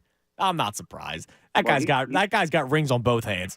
Yeah, he's the GOAT, just like Bill Belichick, period. Yep. You know what I mean? And you would know that playing in that division. Right. Yeah. And my boys got to go into Kansas City, -5 degrees. Probably they won't even, I don't think we're banged up. We're banged up pretty bad. You know what I mean? Yeah, defense is banged up. Yeah, you get Ramsey back and Chubb goes down. It's just, All right, so what do you got? Look, I need your perspective as a Dolphins fan playing Bill Belichick 2 times a year for a long time now. Right. If he's available now, let's say the Eagles, I'm not even calling for the firing of Nick Sirianni, but if he's no longer here, you make that phone call, right? Right. Absolutely. Yeah, absolutely. Fire Sirianni and take Belichick. That's a no-brainer. I'm not even saying fire Sirianni for Bill Belichick, and thanks for the call. I'm just saying, if the Eagles go, you know what? Maybe this guy's not the guy. I'm not sitting here screaming fire Sirianni, do it today. Get rid of Nick and bring in Belichick. I'm not even doing that. But if they lose to the Buccaneers, we really have to have a conversation. And the one bad thing, not that it's a bad thing, but a difficult thing with the NFL is how quick things move. I don't think Bill Belichick is going to do like the whole give me 2 months tour. These guys get hired quickly. The one thing that would be redeeming, though, is if Bill Belichick is as hot a name and everyone's waiting on Belichick, he could slow this process down for you. Yeah, that's right, because it's like the big-name free agent in sports where it's like, well, he's going to set the market. Yeah, we'll see. It's going to be interesting. All right, coming up next, as we continue this conversation about Bill Belichick and whether or not you would want him as the head coach of the Philadelphia Eagles if they were to part ways with Nick Sirianni. I don't know, it feels gross having this conversation before a playoff game, but, I mean, forget Bill Belichick's name for a second. We have been talking about the job security of Nick Sirianni. Adam Schefter was on the John Kincaid show yesterday and talked a lot. That was like basically the whole genesis of that conversation was the job security of Nick Sirianni. Mike Vrabel got fired out of nowhere. Like, it happens. Even though Nick Sirianni has made the playoffs 3 straight years. So, forget the Bill Belichick part of it. We're already talking about potentially moving on from Nick Sirianni. Well, then the next question is always, all right, who will you replace him with? And Bill Belichick's a pretty good option, in my opinion. Also, next, I have the prop bets, Ray, from Wild Card Weekend, Super Wild Card Weekend, that I'm going to have some fun with. All kinds of random stuff, but all football related. We'll talk about it next right here on 97.5 The Fanatic. Fanatic Sports Update. Sixers lose, Flyers win. I'm Ray Dunn. This update is brought to you by Live Casino and Hotel Philadelphia. Live Casino and Hotel Philadelphia. Game day headquarters. Enjoy drink specials and food specials and even stay over before or after the game. Every home game only at Live Casino and Hotel. 76ers lost again last night, 139-132 in overtime against the Hawks. The Sixers were without Joel Embiid, who missed another game with left knee swelling. Tyrese Maxey picked up the slack, scored in game high 35 points, but he fouled out in overtime. After he fouled out, the Hawks went on a 10-0 run to close out the game. Next up, the 76ers return home to play the Sacramento Kings on Friday night. The Flyers won 3-2 in a shootout. Owen Tippett and Morgan Frost scored in the win, with Sean Couturier scoring the game winner in the shootout. Next up is a date with the Minnesota Wild on Friday night at 8 o'clock. And of course, we've got the Birds and Bucks on Monday. This is the 6th matchup between the Eagles and Buccaneers in the postseason, the most of any opponent in Eagles postseason history. The two teams matched up earlier this season, with the Birds winning 25-11 on the road in Week 3. In other news, Adam Schefter reported that Eagles offensive coordinator Brian Johnson will interview for the Panthers head coaching job, and another report courtesy of Bleacher Report saying that he's also a candidate for the Titans head coaching job. This update is also brought to you by Positive Coaching Alliance. Questions about youth or high school sports? Positive Coaching Alliance can help. PCA, a national nonprofit organization, develops better athletes and better people through youth and high school sports. Info at positivecoach.org. Keep it locked to your full day's news and information. I'm Ray Dunn, the home for the Sixers and Flyers, 97.5 The Fanatic. John Kincaid with ESPN's Adam Schefter. What would be Nick Sirianni's strongest case for staying? I just can't even believe this has become a thing. I can't even believe it. That the team that was in the Super Bowl under a year ago that should have won the game under him now is under fire. Like, everybody in Philly wants him gone. The real and inside story on what's happening with the Birds. Wednesday mornings at 8, 97.5 The Fanatic and 97.5thefanatic.com. Guys, do you feel sluggish and tired all the time? Can't seem to lose weight no matter how much you diet and exercise? Not in the mood anymore? It's very likely you may have low testosterone. It's common for men's testosterone levels to decrease as they age, but you don't have to live with low testosterone. Fortunately, Alpha Men's Center are experts at treating low testosterone with testosterone replacement therapy, or TRT. TRT treatments at Alpha Men's Center can be a real game changer, offering a multitude of benefits such as increased energy, improved mood, and enhanced muscle mass. It's very simple. You go into Alpha Men's Center, you meet the doctor, they tell you exactly what to expect, they give you a blood test, and you are on your way. So when you're ready to take the first step to renewed you, book your consultation at alphamenscenter.com. The TRT consultation is only $99, which includes the visit and blood work. That's alphamenscenter.com. Book today. Life of a small business owner. Keeping the lights on, calling all the shots, checking all the boxes. But don't be fooled by all that income. It's still about waking up too early, interrupting your life with that thing that is your small business. And then there's workplace accidents. People are busy, they're distracted, they're tired, and they always have something new to deal with. 500-degree ovens, fresh concrete in a 3-foot trench, relentless thorns in a bouquet of bougainvilleas, rusty nails, clouds of sawdust. Danger lurks around every corner. What are workers gonna do? How can your employees feel like they're covered in case of an accident? Despite your best efforts, workplace accidents can happen, but there is an easy way to keep your employees covered. Talk to your agent about workers' comp coverage from Pi, or go to piinsurance.com and get a quote. Safety first, then Pi Insurance. Individual rates, offerings, and savings may vary, subject to policy terms and conditions. Not available in all states and situations. Do you have 3 ex-wives and your current trophy wife wants a life insurance policy 3 times the size of the policies you had to purchase for your previous mistakes? If so, you need to call Big Lou at Term Provider, 800-859-3220. Big Lou is intimately familiar with your problems, and if you're 50 to 60 years old and in reasonably good health, a $1 million policy should only cost about $100 to $200 per month. Big Lou may have a solution for your previous policies as well. You may even save enough money to lighten the load on your new $1 million policy. Remember, call Big Lou. He's like you, except he's only on number 2. Call Term Provider at 800-859-3220. That's 800-859-3220 for $1 million in term life insurance that you can live with. Call Big Lou at 800-859-3220. 800-859-3220. This is the lunch rush at your local deli. Orders are flying in. Online, on the phone, and in person. Order for Nick. So is it possible that fast internet could help your business outrun the rush? It is with Comcast Business, powering your connected devices with gig speed Wi-Fi and fast downloads and uploads. With Comcast Business, next level speed isn't just possible, it's happening.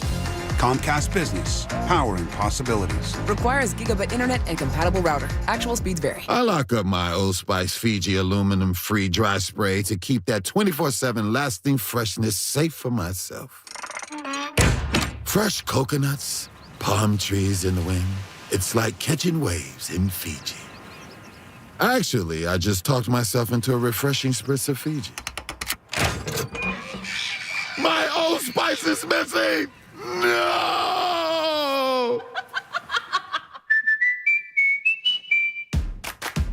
No matter what the weather, most of us need to get on the road every day and get going. So we need tires to depend on in any condition. No one understands that better than the dependable people at Mavis Discount Tire.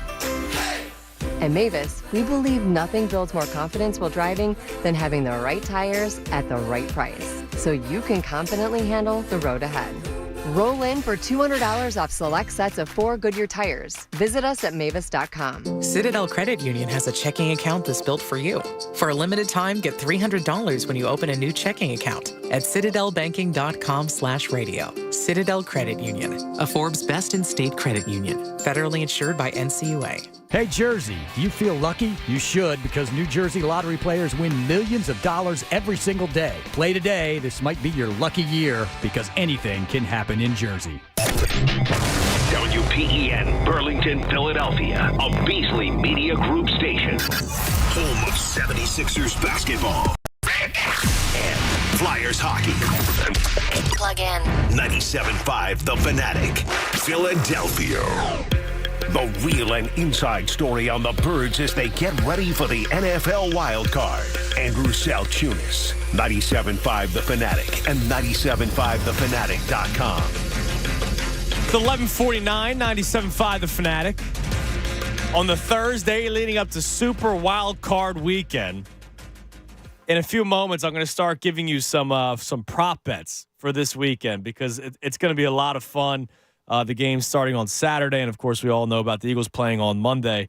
But a lot of fun prop bets that I'll throw your way coming up from our buddy Jimmy Shapiro. John Kincaid has checked in on the text board. Is Lurie firing Howie? If not, no way Belichick would even consider it. Right. Or Howie wouldn't consider hiring Bill Belichick because we all know that Howie has a lot to say when it comes to decisions. So you're right, John, and we've talked about it. I don't think that would happen because of the two of them, but sometimes you need to swallow pride. Sometimes you need to realize, all right, maybe this could be what's best for the team. Sometimes I should listen to my scouts and not draft Jalen Reagor when everybody else told me Justin Jefferson. Now, I'm not going to go back down draft, memory lane, but there was a change, it seemed, in terms of mindset and directive, and the drafts have been better the last couple of years. Maybe sometimes you need another voice, and there could be a power struggle, as Ray pointed out. But it's not like Bill Belichick isn't some respected dude. I would respect the opinion of Bill Belichick if I was Howie Roseman. Oh, yeah. Instead of drafting Reagor, you just draft N'Keal Harry. Oh, it was at the end of that round, right? Was that the same draft? Around the time, whether it was the Arcega-Whiteside draft or whether it was the...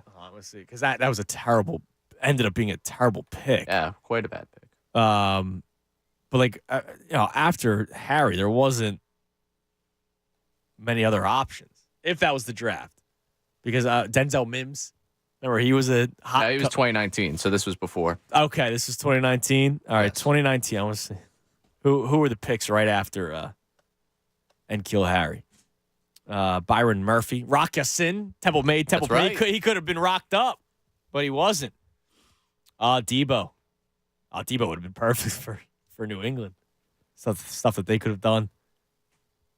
Other wide receivers, A.J. Brown later in the second round. Mecole Hardman, J.J. Arcega-Whiteside. It was the Arcega-Whiteside draft. There we go. Paris Campbell. See, I'm not losing it That entirely. also means DK Metcalf. Oh, wow. Yeah, he picked Harry 4 picks before Debo. Yeah. Oof. And a whole round before A.J. Brown or DK Metcalf, but everybody was upset that their team didn't draft DK Metcalf. The Eagles should have drafted DK Metcalf, but they were worried about the injury history. Yeah. He had a neck injury. So instead, they drafted J.J. Arcega-Whiteside, whose mom held an umbrella over him at training camp. Which was awesome. Yeah, just incredible. We love moms. But sometimes mom shouldn't come to work at the football field and hold an umbrella over my head. Yeah. I wouldn't want my mom in here holding an umbrella over my head during the show. That would be weird. We're indoors. Yeah, that would be really strange. That would be double strange. But yeah, I love my mom as well. Would prefer not. Yeah, I don't want that. All right, let's go back to the phones as we continue this conversation about Bill Belichick if the Eagles were to part ways with Nick Sirianni, which that's not off the table. But Adam Schefter, a man that we respect a lot, was on the John Kincaid show yesterday, kind of squashed it, even though he said anything can happen, especially after what the result could be Monday night. I think Sirianni ultimately is back next year. But if they have doubt, I'd rather not go after the next new young hot commodity. Go after the greatest coach of all time, Bill Belichick. Let's go to David in Drexel Hill. Dave, you're on the Fanatic. Hey, how you doing? You know what amazes me? One of the reasons, say, Barry Bonds don't get into the Hall of Fame is because they say he cheated, although he never got caught. Bill Belichick cheated us out of a championship. Yes. And you say, oh, just bring him in. Well, that's why I made that point about the Mets players. People don't like when former Mets play for the Phillies. Then they shouldn't have signed Zach Wheeler, right? And now, listen, I'm saying all this to you, but guess what? I still like him. Of course you do. So you would bring him in because he's a hell of a head coach. Zach Wheeler's a former Met. Oh, don't bring him in here. He's got the Met stink. The guy's been one of your better pitchers in the history of the franchise over the last couple of years. I don't care about stink in the past. If it's good for my team now, I'm doing it. Can I tell you what I would do if we did let Sirianni go? What's that? I would bring it into the locker room, and I would ask the team. You know what I mean? Just you can't. I don't have to do what they say. You can't do that. Players got a different opinion of him. When you've been caught cheating, just like you can say, "Oh, Brady's the greatest quarterback. He won 3 Super Bowls by field goals," but the fact is, he cheated too. Yeah, and then he goes to Tampa Bay and also wins in Tampa Bay. If you ain't cheating, you ain't trying. You know that, David. Come on, man. Getting caught. See how you're downplaying it. When you get caught, it's a different scenario. All right. When you cheat. So you like him, but you don't want him. But I still got to say he's great. All right, David, let me ask you this question. You this question because I saw the tweet from Kyle Brandt of the NFL Network, and he said, unless another coach gets fired that's playing this weekend, ... And the first response was a Cowboys fan with a picture of Mike McCarthy. If Bill Belichick goes to the Dallas Cowboys, your thoughts? Let me say, I don't think he can hurt you. Would be scared. I would be scared. We would all be scared if Bill Belichick went to the Dallas Cowboys. I appreciate the call. Just like all of you were scared, not me because I don't like them. All of you were scared that, oh my God, Sean Payton might go to the Dallas Cowboys if they fire Mike McCarthy. We're talking Bill Belichick here, man. I'd be terrified if Bill Belichick went to the Dallas Cowboys. You're sitting here today doing the whole, the old man. You want to talk power struggle? There's no way Jones' ego wouldn't get in the way of those two doing anything successful. I don't know about that, man. I don't think Jerry Jones is making as many roster decisions anymore. I don't think he's making a ton, but he's just a nut and is talking about winning glory hole. He's a nut that's going to continue to talk. And you know what's going to drive Belichick crazy? Somebody in power in his organization continuing to talk. Yeah, well, we all adapt. Oh, yeah. He's 71. He'll adapt at some point. If he went to the Dallas Cowboys, I would be deathly afraid. Another day. It's another day. Mike McCarthy is the reason why they also continue this stretch of not getting to the NFC Championship game. Now, that could be proven wrong. Yeah, that could change rather quickly. It could. But Mike McCarthy, that guy was a bonehead. He's coaching a pretty good year this year. I'll give him his credit. Yeah, I think he's done a solid job. I don't think he's a good head coach. I think Bill Belichick is a better head coach. And if Bill Belichick went to the Dallas Cowboys, I'd be terrified of that. Let's go to Bruce in Feasterville. Bruce, you're on the Fanatic. How you doing? What's up, Bruce? I actually think, honestly, this whole talk about Nick Sirianni. Now, like I told you, I'm actually a Cowboys fan. Mm-hmm. I'm sorry to say, but the whole talk about Nick Sirianni being gone, I think is a bunch of hogwash. I honestly think Brian Johnson will be back. I just think you have a problem in the organization with the analytics department that tells them, hey, these are the plays we want you to run, and this is what we want you to do. Getting rid of the analytics department might actually help out the team and let the team run the plays that they actually want to run. Well, they will always have an analytics department. We're never going away from that, right? But there might be some guys that they listen to a lot, like Alec Hallaby, who's a guy that's being interviewed for GM jobs across the NFL now, and that's a guy that Howie Roseman has a lot of respect for. And if you remember the stories toward the end of the Doug Peterson era, there was like more faith in Alec Hallaby than Doug Peterson. It was strange. And I do think there's a lot of analytics when it comes to making decisions. I don't think you're wrong, which is why you have the Vic Fangio tree, the way the NFL is going of the bend but don't break defense.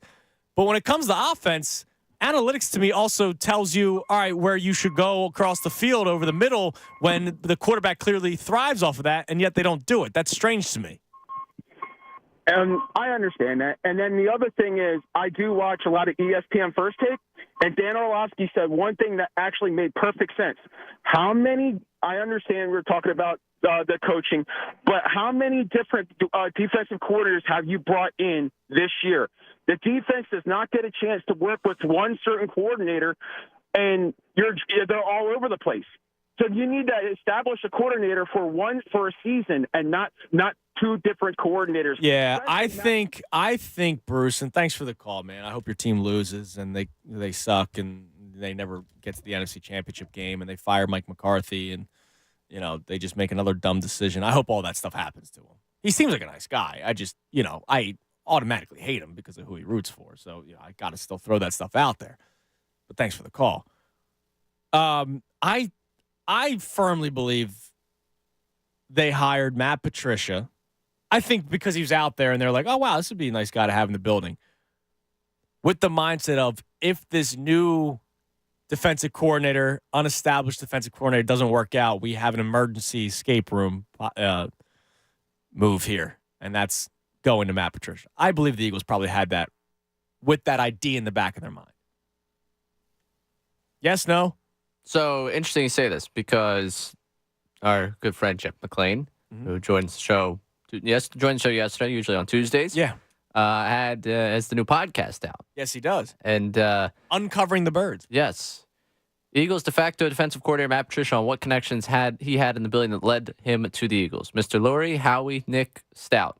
GM Howie Roseman and Patricia have had a relationship for years, and he helped put the former Patriots defensive coordinator on Nick Sirianni's radar, as reported on Uncovering Birds last episode. Sirianni then put Patricia through his normal interview process.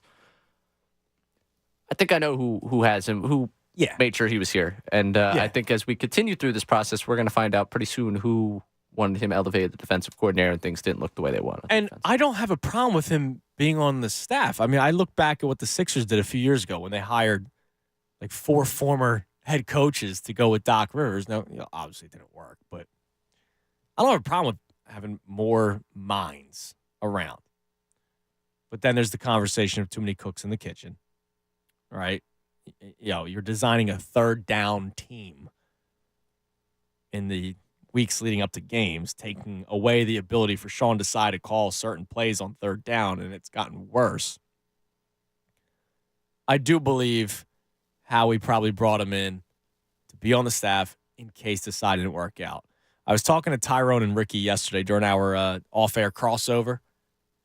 It reminds me, and I believe Howie Roseman is still here, of hiring Doug Peterson. But who was the defensive coordinator? And if it didn't work with Doug, this guy could be a head coach. Jim Schwartz. Right? Right. Now, that one was a little bit more public. Like, let's hire Doug Peterson. We hired Jim Schwartz.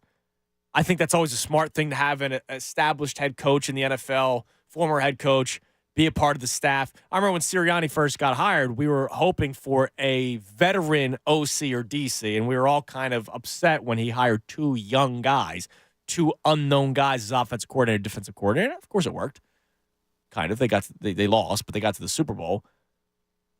But back to the Doug Peterson thing, it was like, all right, Doug P. and Jim Schwartz. And if Doug Peterson doesn't work, well, at least we have Jim Schwartz already on the staff. We could just bump him up. Oh, Sean Desai, defensive coordinator, because everybody else was gone. This Matt Patricia guy. Let's bring him in as a part of the staff. And if it doesn't work with Desai, we always have this guy that we can elevate. I think that was always in the back of their mind. Oh, yeah, absolutely. That was in the back of their mind. Did they use the elevation correctly? No, they didn't. All right. We'll get back to the phones in a second. I have these prop bets. And by the way, Nick Sirianni speaks to the media at 12:30 following practice, not walkthrough. It was originally supposed to be walkthrough, but now practice. All right, these are from Jimmy Shapiro, Bet Online AG. Will a wild card team make the Super Bowl? Not a team playing just playing in wild card weekend. Would a wild card team make the Super Bowl? So it's Browns, Dolphins, Steelers, Eagles, Rams, Packers. Noah's the favorite at minus 300. But yes, at just plus 200. That's not crazy. Need a little more juice. Yeah, I understand. Of the 6 wild card teams, I'll ask you this, Ray. Who's the team that you think has the best chance of getting to the Super Bowl? You have the Browns, Dolphins, Steelers in the AFC, Eagles, Rams, Packers in the NFC. I would say, I'll tell you this. I think it would have to be an AFC team. Yeah, I can't go Packers or Eagles. The Rams slightly intrigue me, but I don't think they've got. They intrigue me, but the reason why I say AFC team. Now, look, if the Eagles aren't winning the Super Bowl and I have no rooting interest, it would be great to see Lamar and the Ravens, right? There's the idea that the Ravens can't win in the playoffs with Lamar Jackson. It's not just an idea; it's a fact. Like we've seen it. He could always break through, and it could be this year, but. That question is still out there. If the Ravens lose in the second round of the playoffs to a wild card team, then that wild card team needs to win one more game. And it's like the Bills at one point, they had to fire their offensive coordinator this year. The Chiefs have been a mess at times this year. And then the Texans. Let's go, Joe. You can go Flacco Mania? Flacco Mania. Because I don't know. The Dolphins, to me, I don't trust them, and I don't trust them right now. They continue to, we had them with their fraud tendencies. They tried to prove themselves again, and they give me fraudulent vibes. I'm kind of concerned about them going into negative weather in Kansas City. So I think they lose. I think the Browns, if we want to, because it's not going to be the Steelers. No. If the Dolphins give me fraudulent tendencies, I would probably go. It's crazy to say it. Again, I know I said this when we did the power rankings. It's crazy for me to be higher on the Browns than fill in the blank team, but the Browns right now, of all the wild card teams. Well, I remember the Bill Barnwell article that we read. It was the team that you would want to avoid the most. The Ravens was the Browns because of their ability to force turnovers and the Ravens having some turnover issues at times this year. So if the Bills beat the Steelers, which I expect them to, if the Chiefs beat the Dolphins, which I'm picking, but the Browns beat the Texans, your second round would be Ravens and Browns. If the Browns can find a way to win, then they're just playing the winner of the Bills and Chiefs. And those two teams have been a mess at times this year. All right, so that was question. Not recently, though, for the Bills. Bills. Yeah, they've been. I know. I'm just saying, at one point, look, the 49ers at one point lost 3 straight games. And during those 3 losses, Brock Purdy was turning the ball over a lot. That could still be an issue for them come playoff time. How about total wild card teams to win in wild card weekend? So you have 6 wild card teams playing in wild card weekend. The over-under is 2.5. Oh, come on. So should is the word for the Eagles. That would be 1. I'm taking the Rams over the Lions. As much as I would love to see the Packers beat the Cowboys, I don't think that's happening. And so it comes down to, can the Browns beat the Texans, which they could. So I'm going to go over. I think 3 wild card teams win wild card weekend. Under. All right. I have a bunch of these. I have a ton of these prop bets that we'll go through. It's a lot of fun. There's a lot of player props, including one of Joe Flacco. So we'll get to it. And again, the Flacco story, if they were winning the Super Bowl, would be better than Nick Foles. Let's go to Uncle Frank. Uncle Frank, you're on 97.5 The Fanatic. I am. Yes, hello. Happy Thursday. Hello. Happy Thursday What's to all. up? My man. Say ask me anything. I'm an open slate. Oh, by the way, Andrew, Christie's got to catch that pass. Yeah, absolutely. We got to break that down. Yeah, Total lack of effort. Yeah, it's crazy. If people didn't see it on social media, I put out a video from the Google Home, the doorbell cam, of me tossing a thing of Clorox wipes to Christy, and she alligator armed it. And people are trying to come after the quarterback in this situation, which I just think is nonsensical. No, you had to throw it low because the defender was right on her. Yeah, I had a car door. I'm playing the sideline with the grass. I'm protected. I got a baby and a dog at the feet, and people are taking away from the throw. Unbelievable.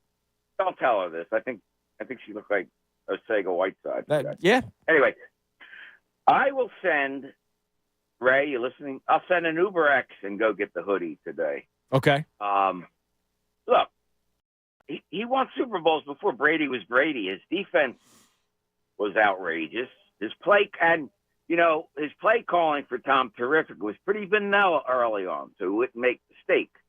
So, he comes here and instills discipline and straightens out the defense. I mean, that's the one that definitely needs a lot of help. Now, the caveat is, though, he probably wouldn't come here or to the Cowboys since the owners are a little too meddling. But I have no problem. I'd love to see him. I just don't understand why people are so anti. I got a tweet from Schultz. He brings up as well. Who is Bill Belichick without Brady? They've been below average, and he is not a good talent evaluator. Look at his drafts, man. Well, he's coming in with good talent right away, at least on offense. The talent is on the field, and he could fix the defense. People make decisions based on emotion. So it's probably our last caller straight up said, I don't like him, but I like him as head coach, but I don't like him personally. I'm sorry that you don't like him personally. Who cares? He's never going to have coffee with you. Thanks for the call, Uncle Frank. He's not hanging out with you. Who was that, David, who called in earlier? Yeah, it was David. I don't like him, but he's a good coach. Okay. To that point, of the 32 coaches, I think he would probably rank somewhere around 30 for coaches I'd want to get a drink of coffee with. I wouldn't want. He doesn't seem like a fun guy to hang out with. I don't think I ever want to hang out with Jalen Hurts. No, I would. Unless he's different, in real life. It seems like that's what they think that he's fun behind the scenes. I would want to hang out with Jalen Hurts. And before anyone freaks out, I said this about Wentz, too. I would never want to have a beer with Wentz. Oh, no, I would not want to hang out with Wentz. No, he seems like the most boring person in the world. Would not want to hang out with Wentz. Just one thing. When we talk about fixing the defense, we agree this defense is talent deprived in spots, right? They don't have enough talent in certain places for this defense. They're deprived of some talent. Yes. When we talk about fixing the defense, you could bring in whoever to fix this defense. Ray Dunn. You could Ray Dunn, DC. You could try. I could not because it's me and I wouldn't be able to fix defense. I don't know, period. man. But the defense, in terms of talent, he would have to bring in that talent. And I think he may have gone over his entire 2022 draft class. Every pick they made, I think there might have been one hit that they had in New England. He has not been good at evaluating talent over the last couple of years. He has not brought in a lot of talent to that organization. So you think he's just completely forgotten how to evaluate talent? No, I think what he's looking for is a version of the NFL that passed him by. Okay. And I think, yes, Uncle Frank, you make a great point. Early on, before Tom was Tom, they were winning. That is true. Before Tom was Tom, was 2000 to 2005. Wow. It's a different era. It's a different time in football. So what's above me? Millennials? Above millennials, Gen X? Yes. You hear that, Gen Xers? You're not good enough anymore. That's not what I said. Ray Dunn's basically saying Gen X and above, baby boomers, you guys, you're not keeping up with the times. No, Bill Belichick's not keeping up with the times. Some of you out there probably keeping up with the times. You probably would have been like, hey, Belichick, taking Cole Strange and having people laugh at you, that's probably a mistake. I believe in our baby boomers and our Gen Xers. He drafted Richard Seymour back in 2001. Oh, that's great. Famer. That's great. That's wonderful. I'm so glad he drafted well in 2001. Oh, dude, he drafted Cliff Kingsbury in the 6th round of the 2003 NFL draft. Oh. You're not going to give him credit for that? Most notable 6th-round pick he ever made. Yeah, Sante Samuel. Oh, I don't like Bill Belichick. He found you in the 4th round. You had a pretty good career, didn't you? 4th round when? 2003. 2003. Do you want me to go? Somebody asked me to look at his drafts. I'm looking at his drafts. His drafts from 20 years ago, 2 decades ago. Do you want me to go find the number one? These drafts are pretty bad. The last couple of years. Yeah, they're not good. Oh, he drafted Camus. Stop. Camus Grugier Hill, man. Stop. That's Super Bowl champion Camus Grugier Hill to you. Please stop. There's a reason. Show some respect to Super Bowl champion Camus. I would venture to say that if he's drafted 3 Pro Bowlers since 2018, one of them's Mac Jones, and that's probably all you need to know. He is the reason they have been able to replenish talent. Yes, you lost Brady, but you have not been able to build out a team after that. You don't just fall off the cliff. They went to the playoffs with Mac Jones. Well, maybe things got worse. Maybe the tandem of Hoodie and Howie. Double H. Oh, yeah. I'm sure they're going to. That's Double H, Hoodie and Howie. 610-632-0975. Mikey Mack, I hate Philly sports media. I love it. I'm Andrew Salchunas. It's the Midday Show right here on 97.5 The Fanatic. Fanatic Sports News Update. Sixers fall without Embiid. I'm Ray Dunn. This update is brought to you by PJ Williams. Wings for the Birds game. Place your order right now for PJ's Wings for pickup for the Birds game, including PJ's Wing of the Month, Red Chili Pepper. Go to pjspub.com. The 76ers lost last night 139-132 in overtime against the Hawks. The Sixers were without Joel Embiid, who missed the game with left knee swelling. Tyrese Maxey picked up the slack, scoring a game-high 35 points, but he fouled out in overtime. After Maxey fouled out, the Hawks found a 10-0 run to close out the game. Next up, 76ers return home to play the Sacramento Kings on Friday night. Flyers won 3-2 last night in a shootout. Owen Tippett and Morgan Frost scored the win. Sean Couturier had the game winner in the shootout. Next up is a date with the Minnesota Wild on Friday night at 8 o'clock. And of course, we got the Birds and Bucks on Monday. Sixth matchup between the Eagles and Buccaneers in the postseason, the most of any opponent in the Eagles' postseason history.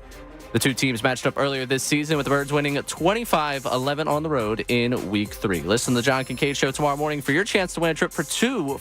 Night in Tampa includes Air Hotel and a VIP tailgate party featuring Hollis Thomas's 50th birthday. Already going to the game? Visit PhillySportsTrips.com to reserve a tailgate-only package featuring Hollis Thomas' 50th birthday celebration. This update's also brought to you by Mothers Against Drunk Driving. Victims of drunk and drug driving, your grief is unique, but you are not alone. You always have a place at MADD. Call the 24-hour victim hotline at 877-MADD-HELP or visit MADD.org. Keep it locked here for all the latest news and information. I'm Ray Dunn for 97.5 The Fanatic.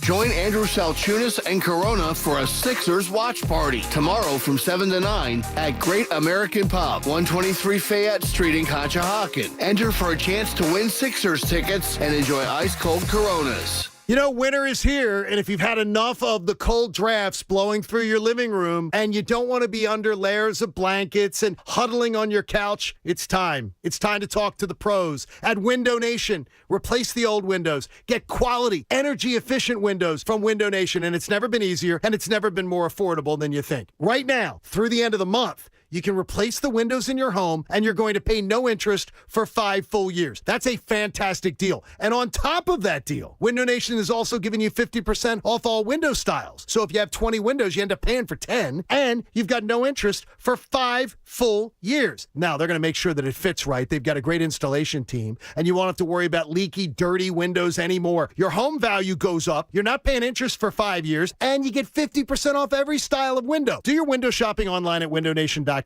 Every size, every style, every color. They've got all the options to fit your budget and your home. Call 866-90-NATION, 866-90-NATION, or visit windownation.com. Tell them John Kincaid sent you. Guys will spend hours talking about their fantasy football team, the Birds, the Fly Guys, you name it, but not a single minute on something with real-life consequences. ED. Truth is, more than 60% of men over age 50 have ED. Here's another stat to consider. Alpha Men's Center has a 96% success rate treating ED. 96%. That's because men's health is all they do at Alpha Men's Centers. They know that ED can have many different causes, including low testosterone, diabetes, and high blood pressure, to name a few. And they have multiple treatment options to choose from, depending on what's causing yours. And that's no fantasy. Neither is this. Your first consultation is only $99, which includes the visit, blood work, and a test dose. That's right. For $99, you'll get a doctor's visit, blood work, and an initial test dose. And you'll see results in the office, or your visit is free. Time to get back in the game at Alpha Men's Center. AlphaMen'sCenter.com. That's AlphaMen'sCenter.com.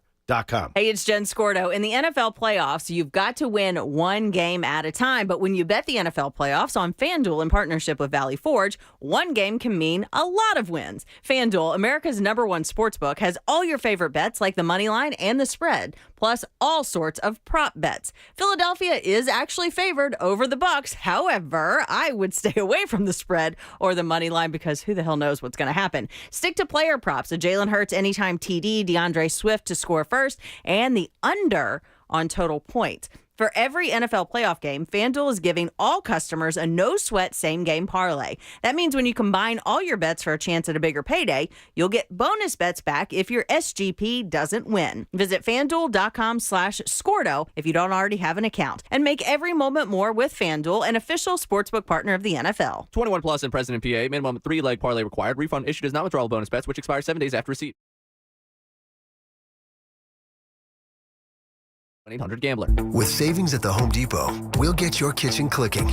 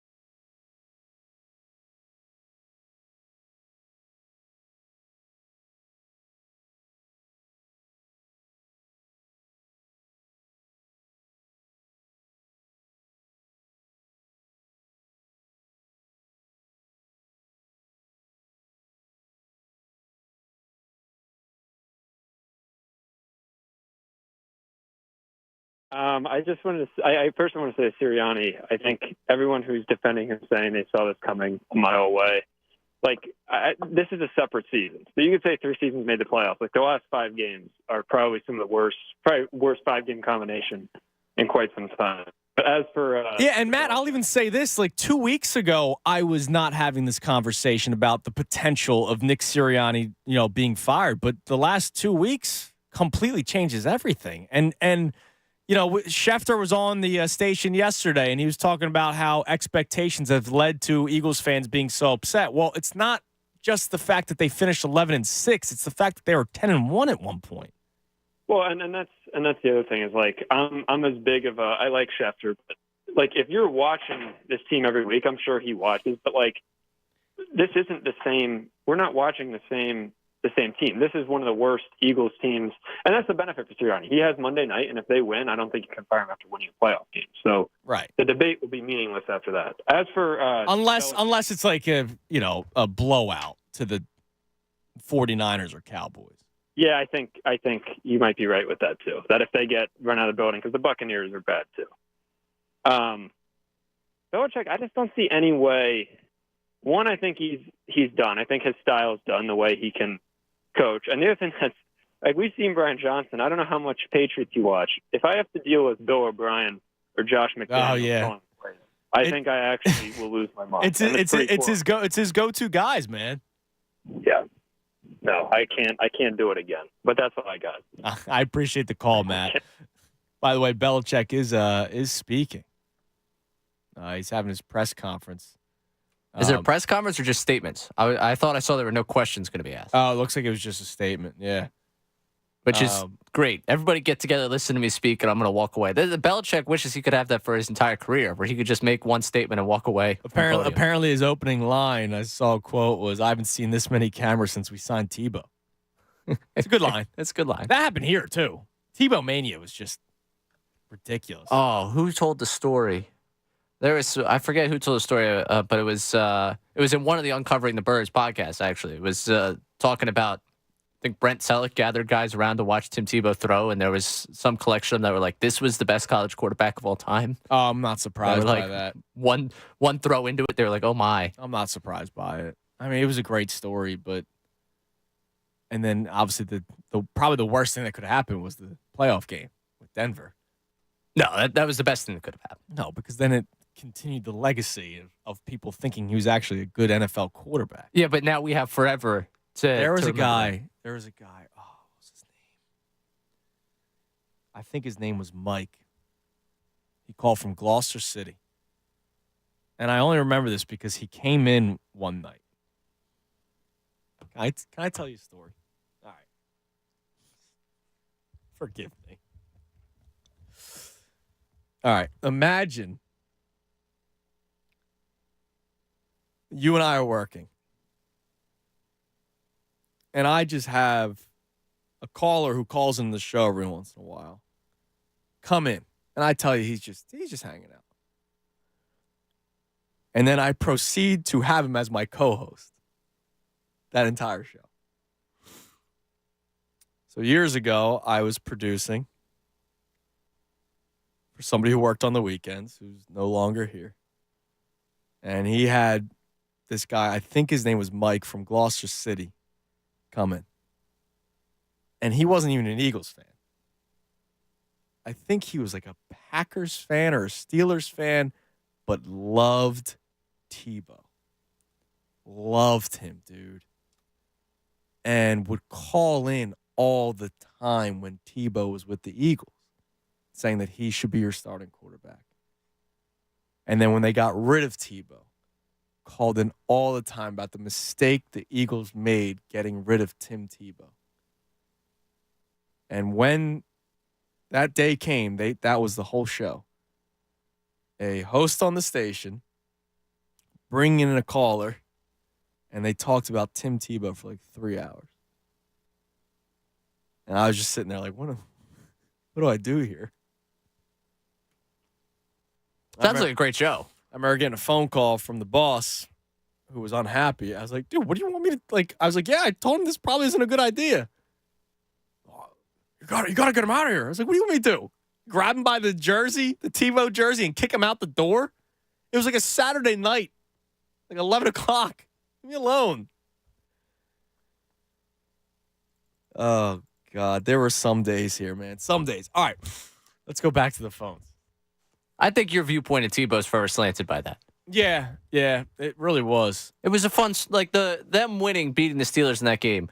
It's also like where I was watching that game with my friend's family who are Steelers fans, and like his dad like stepped outside him before he could even get back inside. The game was over, and like so I think I also am blinded by how awesome that moment was for me watching that with them and seeing the misery of Tebow ending their season. Like I think that also makes it live better for me in that whole moment. But the whole Tebow experience to me was one that like I was the perfect age to just kind of enjoy it. Oh yeah, I get you. I wasn't in this space, so I didn't have to deal with people having legitimate like I want Tebow to be the quarterback conversation. I could just laugh at the whole experience. Believe it or not, I was the kid that when what everybody else liked, I hated. No, that shocks me. So I was anti-Tebow and the Gators, and then I was anti-Tebow and the Denver Broncos. Ooh, it's tough. It must have been a tough Monday at school for you after. It was. Yeah, it was. Yeah, because I was, believe it or not, the kid that went against the grain. No. Yeah. So what do you think about Belichick again? Yeah. I'm just thinking about, and let me make this clear. I would love to have any caller come in here and do a show with me. We have some great callers. I thought that was you setting up the Uncle Frank hour that was coming up. Yeah. I'll just say I don't think the host and the caller who was co-hosting the show were both in their right mind at the time. I see. Yeah. Happens. Right. Let's go back to the phones. Go to Ray in Dover. What's up, Ray? Ray, you pumped me up yesterday, man. Oh, thank you, man. I just want to, I want to thank you. In a week, or let's say a month and a half of doom and gloom, Ray, you put a smile on my face with your excitement for Monday night. I appreciate you. Good. I'm happy because, we still got playoff football. You know what I mean? We're not at home talking about what we're going to do in the off season, but we still got a game to play. But I don't know. I wouldn't bring in Belichick, man. I just don't feel like he fits what Philly is. I like Nick Sirianni because when we win, he laughing at you, talking to you. You know what I mean? And I feel it. I feel like his biggest problem right now is he bombed on the decisions for coordinators, and he just can't say it yet because the season isn't over. Right. Yeah, he's not going to throw his guys under the bus. Exactly. So I think, I think he knows that. So all the vanilla answers we're hearing, it's basically like saying that without saying it. So, but I wouldn't bring in Belichick. I agree with a lot of other people that I feel like his style of football is getting old, and it's a new day and age. And I just wonder if one of the greatest head coaches in the history of the NFL could also adapt. Yeah, I don't know. It's kind of almost like the Greg Popovich situation in San Antonio. Yeah. It's like we got to see it first, but I don't think people are convinced. And I don't want to take that chance in Philly. We could find that out somewhere else. But I don't want to find that out in Philly. What if we find that out in Dallas? Exactly. That's what I'm saying. When I then follow up with Dallas as a potential team that could be in on Bill Belichick, then all of a sudden we pause. Yeah, you're right. You're right, though. You're right. But I don't know, because him and Jerry Jones, you think Jerry Jones going to give him that much power over the Cowboys? Well, I mean, also, I hate to be morbid about this. Who lasts longer? Yeah. Out Yeah. there. All right, one more thing I want to leave you with before I go. Yeah. All right? You're the man, Ray. See, Ray puts a smile on my face. That Ray in Dover, not Ray Dunn. I was going to say, that's the most important Ray we got in the middays. No, Ray in Dover has changed my attitude over the last 4 to 8 hours. Look, go Birds, man. Screw it. Am I still going to talk about hiring Bill Belichick if they get rid of Nick Sirianni? Absolutely. But that doesn't happen until after the playoffs are done. And hopefully the playoffs don't happen until the Super Bowl. Hopefully it's not done until after they win the Super Bowl. And then obviously you wouldn't fire Sirianni if you get that far. I appreciate Ray and Dover. I think the odds have come out. He's the front runner. Caller of the year. I mean, we had to open the odds at some point. Oh, yeah, easily. No, Ray is running laps around Uncle Frank right now. No, it's not even close. Yeah, I mean, Uncle Frank's dropped. Uncle Frank's having a bit of a Super Bowl hangover here. Yeah, he really is. He won't call as a guy that knows a lot about hangovers. I'm surprised Uncle Frank's suffering this bad. The last time he called in, somebody tweeted in, typical Uncle Frank rambling as always. And my first thing that I thought of was, man, once he gets success, the haters come out. So now Uncle Frank is being held to a different standard. He's got to keep the main thing, and he's got to play up to his standard. But he hasn't been playing up to the standard through the first 11 days of the year. And Ray and Dover, right now, I know it's early on, but betting odds come out.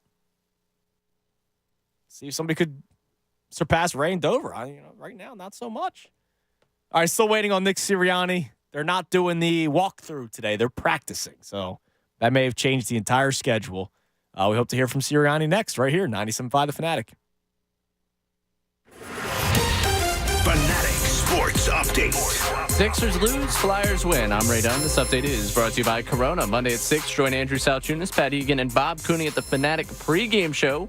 Sponsored by Corona at Barnaby's in Westchester, your game day football headquarters. Then stick around for the Fanatic's official playoff watch party. Catch all the action. Enjoy ice-cold Coronas. Go Birds. 76ers lost again last night, 139-132 in overtime against the Hawks. The Sixers were without Joel Embiid, who missed the game with left knee swelling. Tyrese Maxey picked up the slack, scoring a game-high 35 points, but he fouled out in overtime. After Maxey fouled out, the Hawks went on a 10-0 run to close out the game. Next up, the 76ers return home to play the Sacramento Kings on Friday night. Flyers won 3-2 in a shootout. Owen Tippett and Morgan Frost scored in the win, with Sean Couturier scoring the game winner in the shootout over the Canadians. Next up is a date with the Minnesota Wild on Friday night at 8 o'clock. And, of course, we got the Birds and Bucks on Monday. This is the sixth matchup between the Eagles and the Buccaneers in the postseason, the most of any opponent in Eagles postseason history. The two teams matched up earlier this season, with the Eagles winning at 25-11 on the road in Week 3. In other Eagles news, Adam Schefter reported that Eagles offensive coordinator Brian Johnson will interview for the Panthers head coaching job, and also Bleacher Report reporting that Brian Johnson will also interview for the Titans head coaching job. This update is also brought to you by Jackson Hewitt Tax Services, home of the money today guarantee. Get a tax refund advance loan at Jackson Hewitt now. No fee refund advance offered to eligible clients. Application required. Loans via public bank. Details at jacksonhewitt.com. Keep it locked here for the latest news and information. I'm Ray Dunn on the home of the Sixers and Flyers, 97.5 The Fanatic. The big sports stories everyone is talking about in Philadelphia. The John Kincaid Show. Tomorrow morning 6 to 10. 97.5 The Fanatic and 97.5thefanatic.com. Hey guys, Bob Cooney here. At FanDuel Casino, we know the only thing better than a win is a free win. And that's why they made Reward Machine, the daily free-to-play game that gives you a chance to win up to $2,000 in casino bonus. They've given away over $50 million in free bonuses already, and they're just getting started. Every day at 6 p.m., you get 3 chances to spin the Reward Machine reels. There are 3 ways to win. 1, match any 3 symbols for an instant win. 2, collect symbols each day for a chance to win weekly prizes. Or 3, win up to $2,000 if you collect 3 trophies. So what are you waiting for? Download the FanDuel Casino app by going to FanDuel.com/Bob and start playing Reward Machine today. That's FanDuel.com/Bob. No purchase necessary. 21 plus and present in PA. Bonus issue is non-withdrawable casino-only site credit that expires 7 days after receipt. Restrictions apply. See full terms at FanDuel.com/casino. Gambling problem? Call 1-800-GAMBLER or visit FanDuel.com/RG. Wawa has pizza. And now get $5 off a 14-inch or 16-inch pizza when you order on the Wawa app or your favorite delivery app. Order varieties like pepperoni and sausage, each bubbling with melty mozzarella. It's always pizza night at Wawa. Perfect for hanging out with friends or watching the game. Order on the Wawa app or your favorite delivery app to get $5 off any pizza starting at 4 p.m. Gotta have a Wawa. Bring in 2024 in a big way at Wawa. Get any 20 or 24-ounce cup of freshly brewed hot coffee for just $2. You can pour more of your favorite coffee, every mild, medium, or dark roast, and our new caramel cream-flavored coffee with notes of caramelized sugar, rich salted butter, and warm, fragrant vanilla. Go big with a Wawa coffee for $2. Gotta have a Wawa. Limited time offer. Diabetes, high blood pressure, anxiety meds, everyone's on them. If you're a 50-year-old male, maybe a bit porky, and you may even have type 2 diabetes, $1 million of term insurance may only cost you about $200 a month. Call Term Provider. Speak with Big Lou at 800-859-3220. Big Lou will find a term life policy for you even if you have type 2 diabetes, are overweight, or have high blood pressure. Term Provider has helped thousands of people like you who think they can't afford term life insurance. To buy $1 million of affordable term life for you, all you need to do is call Big Lou at 800-859-3220. Lou will make sure the scales are tipped in your favor. Call 800-859-3220. Big Lou will answer your call and work to fit you into a term life policy that you can afford. Remember, Big Lou's like you. He's on meds too. Call 800-859-3220. 800-859-3220 or biglou.com. Finding great candidates to hire can be like, well, trying to find a needle in a haystack, but not with ZipRecruiter. Its powerful technology actively finds and invites qualified candidates to apply to your job. So while other companies might deliver a lot of hay, ZipRecruiter finds you the needle in the haystack. See why 4 out of 5 employers who post a job on ZipRecruiter get a quality candidate within the first day. Try ZipRecruiter for free at ZipRecruiter.com/free. That's ZipRecruiter.com/free. So you're in the middle of a kitchen update, and you can't tell if that's a faucet stem or a flange. With the Home Depot app, doing doesn't miss a beat. It'll find what you need in a snap, and it'll show you how to find it in store with a tap. Or get it delivered free. For doing that doesn't stop, download the Home Depot app. It's made for doing. When the water or wastewater pump system in your building goes down, count on Pumpman Philly to put the go back in your flow. Managers for Philly's municipal, commercial, and industrial facilities count on the experts at Pumpman Philly for troubleshooting, emergency repair, maintenance, and pump system replacements. You can't always predict pump failures, but you can be prepared for them if you save Pumpman Philly's number in your phone right now. 833-559-PUMP. That's 833-559-PUMP. Or online at pumpmanphilly.com. Guys, it happens. You came ready to play, but there's no strong finish. Whether you're having trouble penetrating the goal line or making it through a 2-minute drill, you are not alone. Hi, Dr. Avidan Appel here of Iron Mountain Men's Health. If you're experiencing ED or low testosterone, our team can prescribe a safe, effective, and affordable program designed to treat your unique symptoms. And if you've been struggling to lose weight, find out if prescription Ozempic could help you as well. Schedule a free consultation at ironmountainmenshealth.com. That's Iron Mountain Men's Health, and get back to scoring touchdowns. WPEN, Burlington, Philadelphia, a Beasley Media Group station.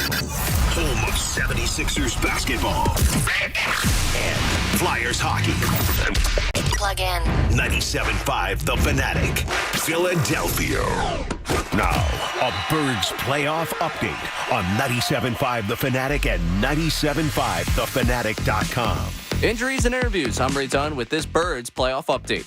The Eagles are getting set for the Buccaneers on Monday Night Football of Wild Card Weekend. One of the biggest storylines entering this one will be the health of wide receiver A.J. Brown following his knee getting banged up in the Giants game. Brown had 9 catches for 131 yards in the win over the Buccaneers in Week 3. The Philadelphia Inquirer's Jeff McLean joined the Midday Show yesterday to talk about Brown's availability. Got I don't know the exact grade of the sprain on his knee, but that's essentially what it is. You just got to see how it plays out. The doctors are going to have an influence over whether he plays or not, and the extra day of rest certainly can help. He was walking around the Novichok complex without any assistance or no crutches and not really walking with a limp last I heard. So those are all good signs, but that doesn't mean that he's automatically going to be able to play. So I would lean probably more on the side of playing versus not. Looking at that Eagles offense, the Birds offensive coordinator Brian Johnson is expected to interview for the Panthers head coaching job, according to ESPN's Adam Schefter. And now it has been reported that Johnson will also be looked at for the Titans head coaching position. In his media availability, Johnson assured that his focus is solely on this postseason. Yeah, all my focus, Jeff, is about this playoff game and putting everybody in position, to go out there and put on a great performance on Monday night. Keep it locked here for the latest Birds news and information. I'm Ray Dunn on your home for continuing coverage of the Birds as they get ready for the NFL wildcard round. 97.5, The Fanatic. The real and inside story on the Birds as they get ready for the NFL wild card. Andrew Salchunas, 97.5 The Fanatic and 97.5thefanatic.com. 12:51, an hour, 12 o'clock hour, brought to us by Service First Heating and Air Conditioning. Get 0% financing for 72 months and a $500 rebate when you purchase a complete heating and cooling system from Service First. Learn more at ServiceFirstHVAC.com. Still no Nick Sirianni. They went from walkthrough to practice today. He changed the schedule. So, of course, that also changes his media availability, I guess. So we're waiting to see when Nick Sirianni speaks and what he has to say. Honestly, the thing that I'm looking forward to the most is hearing an update on, like, A.J. Brown, which, you know, competitive advantage. He's probably not going to say anything, but I'm hoping for a little bit of hope. Jeff McClain, who was on yesterday, is leaning toward yes, that A.J. Brown will be playing on Monday, but still really no official word. So hopefully we get an answer later on during the press conference if it happens during this show or if it happens during the best show ever. Now, speaking of the best show ever, something cool tomorrow on this show from 11 to noon. If you were driving around during Christmas at all or New Year's Day, we did something called the Talk Stars, and that was me, Ricky Batalico, Tyrone Johnson, Bob Cooney, and John Kincaid. And we kind of did like a bit of a round table, state of affairs in Philadelphia sports show. It was like a 3-hour special that it aired Christmas Day, also aired New Year's Day. So tomorrow we're doing something live during the 11 o'clock hour from 11 to 12. I'll be joined by those same names that I just gave you. Bob Cooney and John Kincaid from The John Kincaid Show, and Tyrone Johnson and Ricky Batalico from The Best Show Ever. So we're doing all of this fun stuff as we gear up for playoffs when the Eagles take on the Buccaneers Monday night. So tomorrow on a Football Friday for the 11 o'clock hour, I'll be joined by those incredible people, to which Ricky Batalico's response was, that makes your show easier. Absolutely. All right. Here's head coach Nick Sirianni. What's the thinking there? Yeah, just that we have extra time this week and an extra day, where our guys' bodies feel good, that we want to go out there and work some fundamentals and do some different things. This time of year, you don't get these as often just because it's late in the year. You don't have the extra days. You want to get a lot of the walkthrough reps. And we're trying to combine both of them here, like by getting a lot of walkthrough reps while also getting some stuff at speed and some individual stuff for some fundamental work. You guys had a lot of missed tackles in the last couple of games. Is that something that you wanted to address with the practice? Yeah, we're always thinking about our fundamentals. It's about what team is more physical. It's about what team tackles better. It's about what team blocks better. What team throws better, catches better, all those different things. So, and gets off blocks better, takes care of the ball better. Those are all fundamentals that we know are important and obviously critical to executing the game plan. So on the year, we've still been good at missed tackles. I think we're third in missed tackle percentage. But like I said, we want to get that extra work and as we get later in the year to make sure that we are living up to the standard that we know we can live up to in tackling. Nick, do you expect Jalen, Devontae, and AJ to practice today? Yeah, we'll see. We'll obviously give you a report here a little bit, and we'll see how they. We'll go through everything. I kind of got a feeling of what they're going to do. Some guys. We're expecting guys to be able to go during the game, and we'll see how their bodies feel out there and how much they do out there today. You got the underdog hat on. Is that part of your messaging for this week heading into it? No, I just like the hat. Yeah, no. How much has your prior playoff experience helped you to get ready this year, and how much has it changed since you're probably not going in as hot as you have been in the past? Yeah, sure. You lean on all your experiences. Whether that's from previous years, previous teams, previous staffs, previous players, anything. You lean on all those experiences, and so we're definitely leaning on that experience of being in the playoffs, making a deep run in the playoffs. Obviously, last year.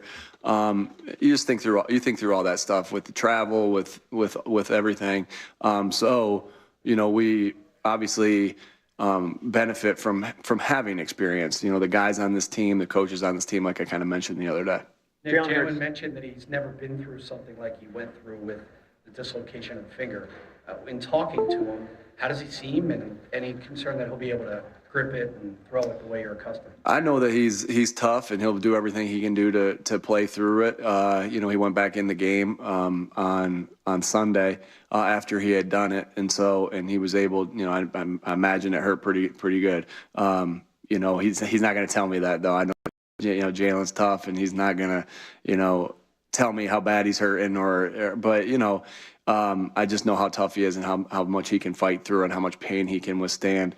Obviously it'll be a challenge, right? Obviously it'll be a challenge, and I know that he can overcome because he's overcame so many things, different things throughout his football journey, and that's what makes him special.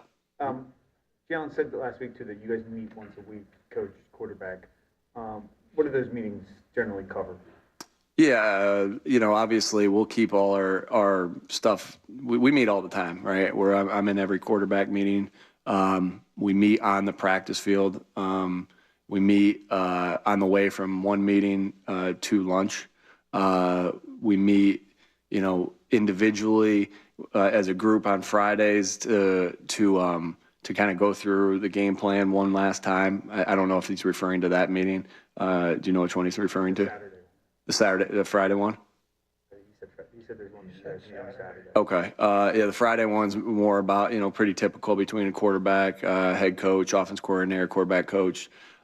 We talk about just the plan one more time. Saturday is just a review of some of the different things, the openers, the third downs, the red zone. But that's pretty typical, normal stuff. But there's just a ton of meetings throughout the week that, myself and Brian are always going to be involved in as far as with the quarterback. That's just something that I think that when things run smoothly is when the play caller and the head coach are in that quarterback meeting, as that's going around, because it is a really good meeting room, with Marcus and Tanner and Jalen, obviously, myself, Brian, Marcus Brady's in that meeting, Alex Tanney. So a lot of people in that meeting, thinking through things, discussing through things. It's kind of like just a meeting where we get to talk freely about, what we like, what we don't like, et cetera. And when is the opportunity for you to kind of do your connection thing with Jalen? Do you want to just you and him?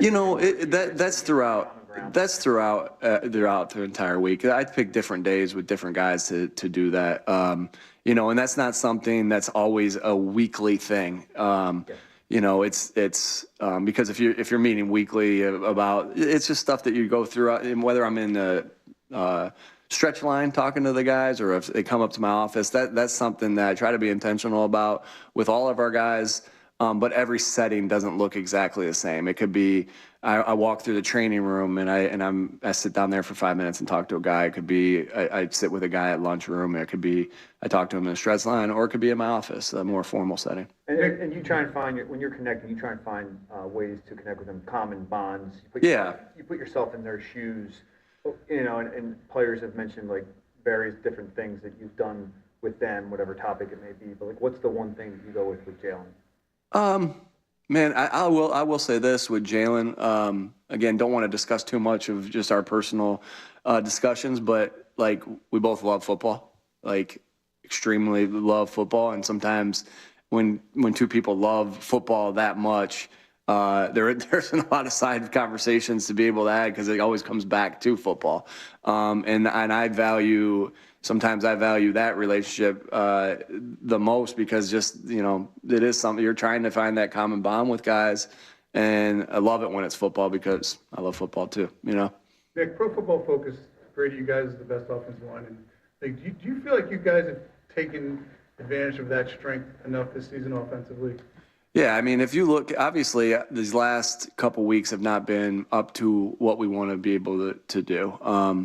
But you look at, obviously, at the end of the year with that extra day, we kind of treated this week like a mini bye. Not this week, but that Monday, like a mini bye. Obviously, we didn't get the bye this year, but to be able to have that one extra day to go through some different self-scout things was really important for us. I don't know if anybody ever wants to play the Monday night game, but we looked at it as hey, this is a big time advantage for us, and it'll be an advantage for teams that think it's an advantage for them, and so we use that opportunity to look at that. And you can get into positions where you know, obviously, again, like I said, we're not right now playing and coaching where we want to be or where we had throughout the year. But, you know, we know that in first and second down, what do you really look at in first and second down? You look at yardage and you look at points. We're in the top 10 of both of those for the second year in a row. You look at third down. I think we're number 3 in third down. You look at red zone, we're in the top 10 in red zone. So those are more really important statistical categories that you look at a lot to kind of, you know, think about, like, if your numbers sometimes are what they say you are, you know. And so we know we're a top 10 offense. We know we have the people in this building to be that. And again, like I said, we got to just get back to playing like we have for the most part of the year. Again, these last couple weeks, not the most ideal way to go into the playoffs, but we're ready, looking forward to getting back on track. And that O-line, like you mentioned, has played their butts off. You know, very consistent, and you know we'll lean on them through this you know, this postseason. Speaking of the last couple weeks, Dallas Goddard said something on the radio yesterday that stood out. He acknowledged the mindset of not wanting to look ahead on the schedule, taking it day by day, but he also suggested that the team might have overlooked the Giants and Cardinals over these past 3 weeks, might have just coasted and expected your talent to win games. When you hear that, what do you think? Yeah, you know, obviously we know the work that we put in. We know the work that we put in to you know, work, you know, to go out and play each week. I know those guys, you see them I know there's nobody coasting and when I'm in there in the weight room watching those guys work out or practice or meetings or walk through. And so, you know, Dal said what he said, and you know, maybe that's how he felt. He obviously said that, how he felt. I just know that the guys have been consistent, working.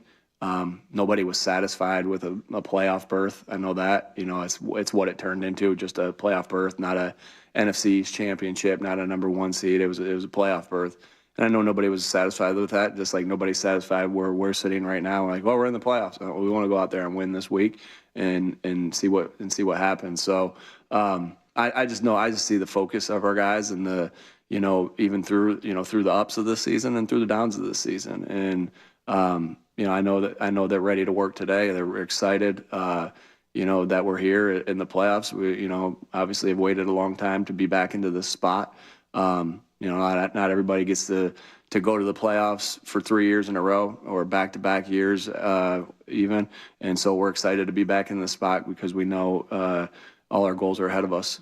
On the defensive side, Matt was talking yesterday about how some parts of the front, how they sometimes you guys use some edge rusher heavy formations and later kind of shifted more towards nickel to better handle the run. In your conversations with them, where do you feel is best for your defensive front? Yeah, that depends on the team at times. You know, you always want to do things that you do best, but not every team's the same of how you attack. You know, defensively, not every team's the same as how you attack offensively.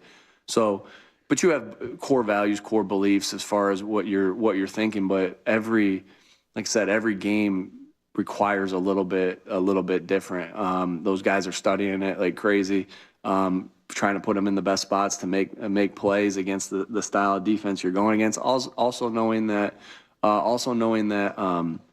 you're going to get some copycat things, and you got to be ready to prepared to defend the different things that you may not have stopped before. And so I don't know if there's a clean answer to that, as opposed to just, hey, what are they doing? You know, now what can remain the same is your violence, your physicality, and that's what we're looking for. Is, you know, regardless of what front or what people that we put out there, we know we really have a good defensive line, guys that we know we can lean on, just like Bob said with the offensive line, and we know we're going to have to lean on them during this playoff run. Couple more. With that, I mean, what have you seen from Jalen Carter in his first year? What did he reveal? What y'all learned about him? Yeah, we drafted him at that place for a reason, and he's done some really good things this year, and we're looking for him to go out there and play physical and violent in this upcoming game. Nick, what was your messaging to the team as you guys reconvened, as a player, as reconvened this one? Yeah, we just talked about you know, our identity, who we are, and you know, like I said, physical, violent. We talked about it with the offense. Don't forget you're a top 10 unit these past 2 years, or top whatever 8 unit, or whatever we finished this year in scoring and in offense, total offense. Don't forget that, right? And then special teams has been doing a great job all season long. Just talked about our identity. I don't think you come up with a new message because you get to the playoffs. You come back to who you are, what got you here. And even if you've drifted a little bit from who you are, what got you there, just trying to get yourself back to that moment. And know we can have confidence that we've been here before and are ready to go up there and play a really good team that we're facing this week. Nick, you've talked about just really quickly, Jalen talked about not being able to find that identity throughout the season. Do you feel like that physical, violent, is that the identity you guys are trying to? I think we all, that's just how we're built as a football team, right? With our offense and defensive line, and a lot of resources in there, a lot of good players. And, for the past 3 years, we have been able to lean on those guys. Again, nothing's going to seem good during a losing streak that we're on, or but we know that getting back to that is going to be critical. And we know how talented those guys are, how good of leaders they are, and we got great skill players too. Don't get me wrong.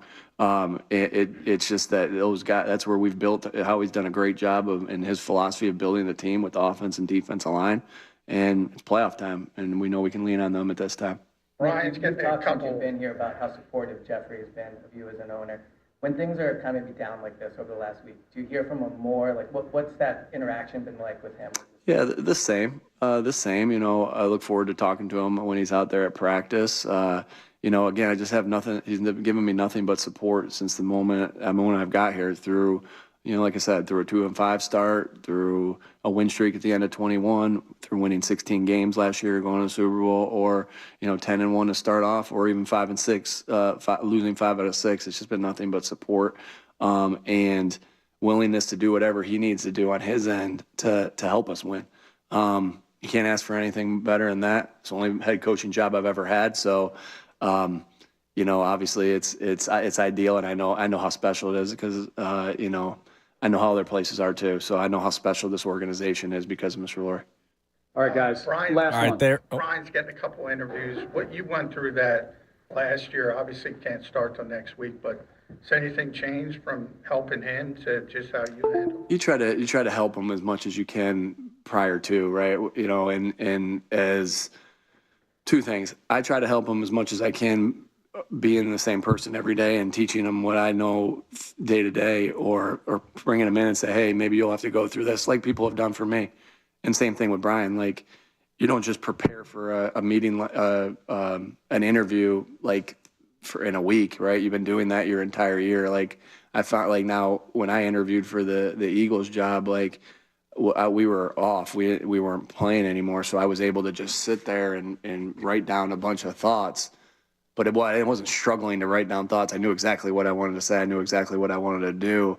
And that's how it goes. So there's no, it's not like a pop quiz. No, not a pop quiz. You don't know what's coming. It's not like a final exam, right? Where you're studying all these different things. It's just what you know and what you've done. And so, the preparation, I guess to say, has been done for these coaches that go. Now, that might take an hour or two of their time when they're with that owner or with the search committee or anything like that. But all these coaches that are going for interviews now, their preparation's been done through the past 15, 20 years of their lives.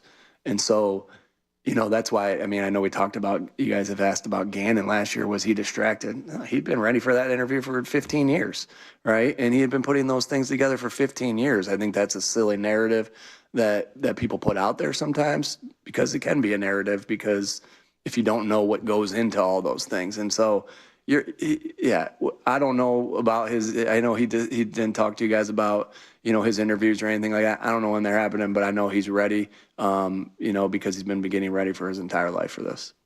All right, there's head coach Nick Sirianni. His press conference is brought to us by Corporal's Bakery and Deli, world-famous tomato pie, hoagies, party trays, every bit as good. My God, does that guy just talk and say nothing at times. I thought it was a great question about the offensive line. Now, forget Pro Football Focus, but the question was asked about, do you think you've utilized the offensive line enough? And he never freaking answered the question. And that was like a 3-minute long answer about how great we are here, how great we are there. Statistically, we're up here. But he never answered the freaking question. But another thing that I found interesting, another question and answer, that just leaves me scratching my head. So yesterday, we've been playing the Brian Johnson clip, which we'll play again next. Brian Johnson was asked about defenses this year and what's different. And he talked about how the coverages don't allow the big explosive plays anymore. And then it was a follow-up about, all right, so how do you attack defenses now? And he talked about attacking interior defensive players. Yeah, but he doesn't do it. So Sirianni was asked about the identity because Jalen Hurts himself has talked about not really finding an identity with the team this year. To which he says the identity is our offensive and defensive lines, and getting back to that is critical. Well, when you first think of offensive line, you think of running the football, right? All right, you don't want to have that conversation, that's fine. But the defensive line, if you're saying the defensive line, getting back to what they did is critical, why would you be okay with your defensive coordinator, who you say you promoted? Why are you okay with him dropping your best pass rushers back in coverage? Can you answer me that question? I don't think Nick Sirianni believes Hassan Reddick getting back to his talent is critical in terms of pass protection. It's rushing the quarterback. That's like I'm confused by these answers that makes sense, but that they don't do or now all of a sudden haven't been doing. I don't get it. All right, next segment, final segment. We'll react to the stuff that Nick Sirianni said. I'm going to play you the clip from Dallas Goddard. He was asked about what Dallas Goddard had to say after the game on Sunday, where Goddard basically said, yeah, I think once we got to the playoffs, people realized that and, maybe took their foot off the gas pedal. We'll play the Dallas Goddard answer to that question, and then Nick Sirianni was asked about it just now. We'll play you that. I'll also play you that Brian Johnson clip one more time, and I have more prop bets for Super Wildcard Weekend. One that I think is an absolute lock, Ray. It may be worth putting the house on.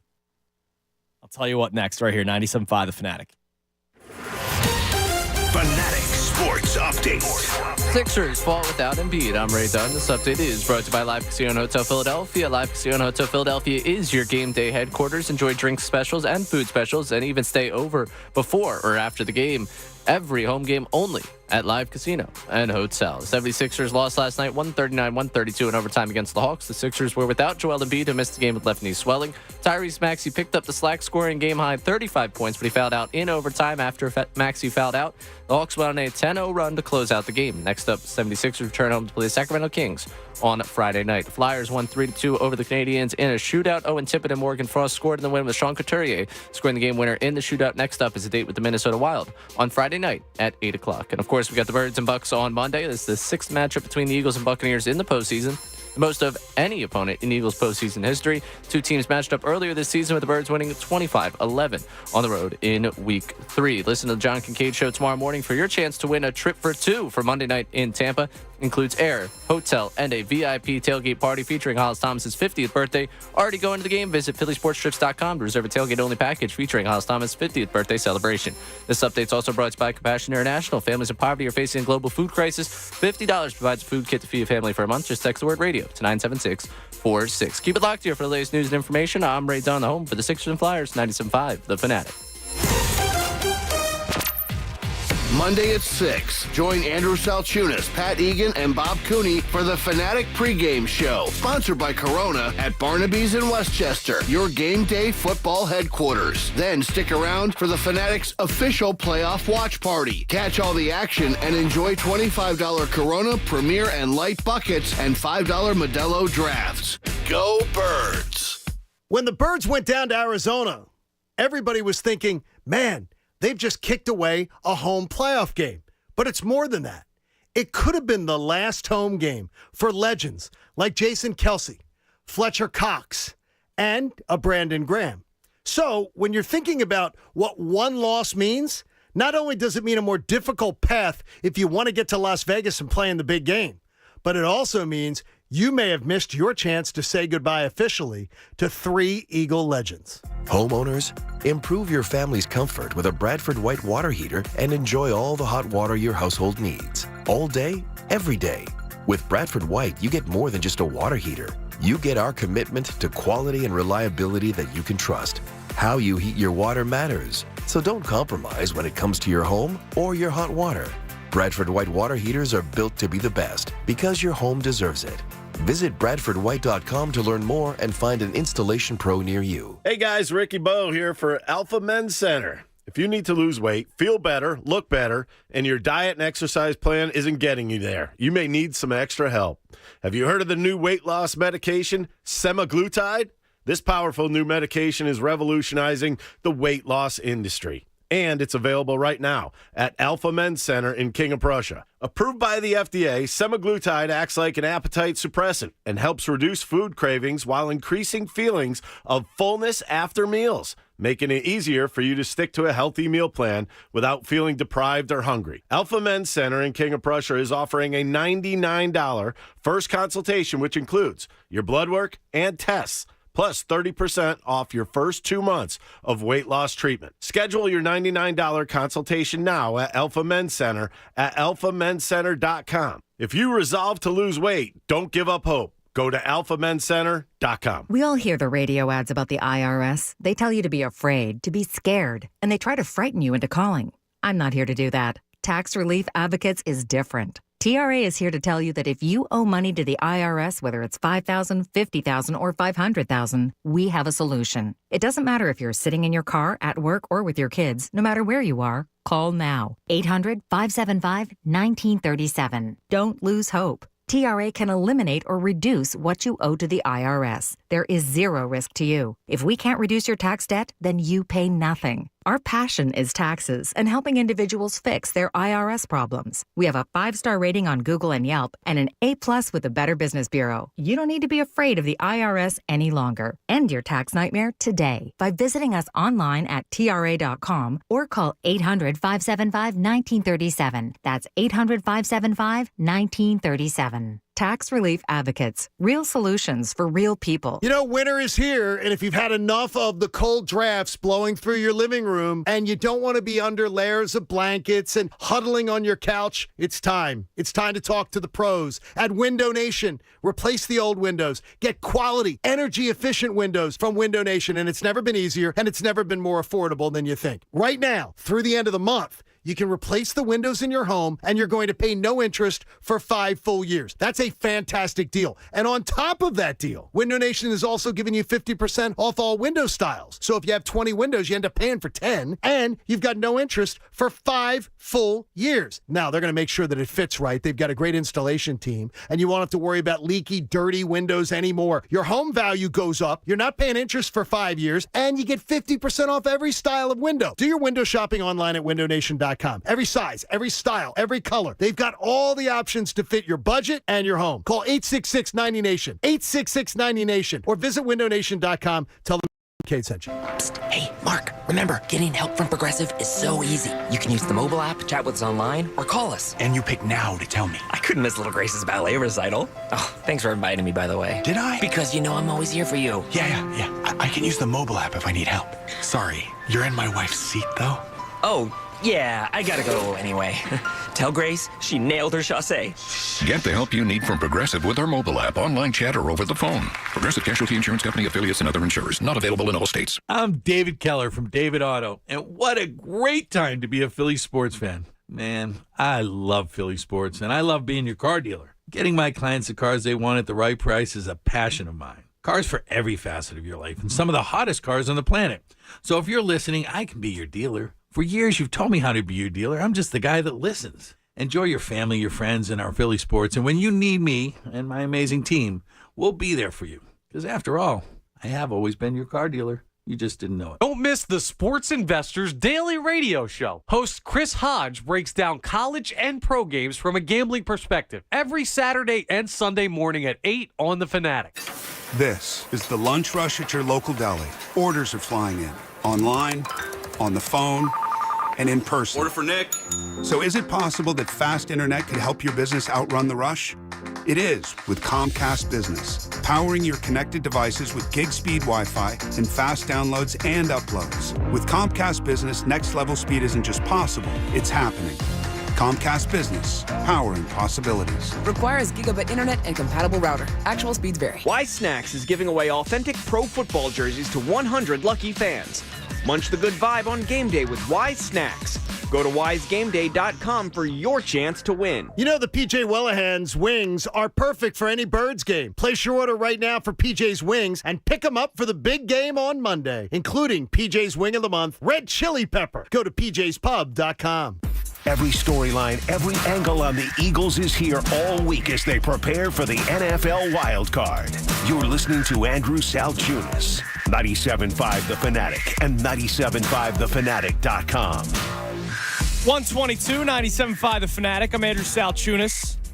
Our 1 o'clock hour brought to us by Ferguson HVAC Line Conklin. Attention HVAC contractors for equipment, parts, and supplies for a heating and cooling job is one of Ferguson's counter locations in Ben Salem, King of Prussia, Pennsauken, or Westchester. Was talking to Tyrone Johnson during the commercial break. Expect more Belichick conversation to continue coming your way at 2 o'clock on the best show ever. As I mentioned earlier in the show, tomorrow from 11 to noon right here on the Midday Show, I will be joined by Tyrone Johnson as well as Ricky Batalico, John Kincaid, and Bob Cooney. We're going to do a bit of a roundtable called the Talk Stars from 11 to 12. Talking about the Eagles and the upcoming playoff game against the Buccaneers on Monday night. Now, a couple of notes, some Philly stuff going on. Matt Gelb of The Athletic reporting that Ranger Suarez and the Eagles agreed to a $5 million salary for 2024 to avoid arbitration. And the Phillies and Jeff Hoffman just agreed to $2.2 million salary to avoid arbitration. Gelb continues and says it's Hoffman's final year of club control, will be a free agent next offseason. So I wonder what happens after this. You're going to see if Jeff Hoffman can continue. You're obviously not going to give him a big payday. You know how relievers are. So hit and miss. He had an incredible season last year, but he was on his way out of baseball before he had this resurgence with the Phillies. So it'll be interesting to see what Jeff Hoffman can do for the Phillies this year. Hopefully he's not cooked by the end of the season. Hey, come on. Topper. My guy. You know that. He's my guy. Yeah. I'm not ripping Topper. It's good to have Phillies news.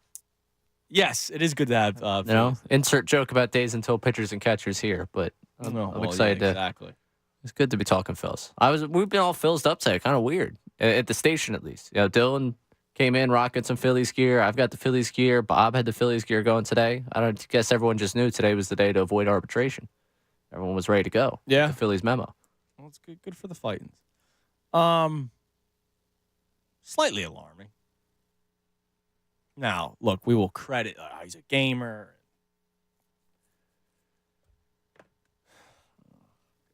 Okay. Jalen Hurts speaking to the media.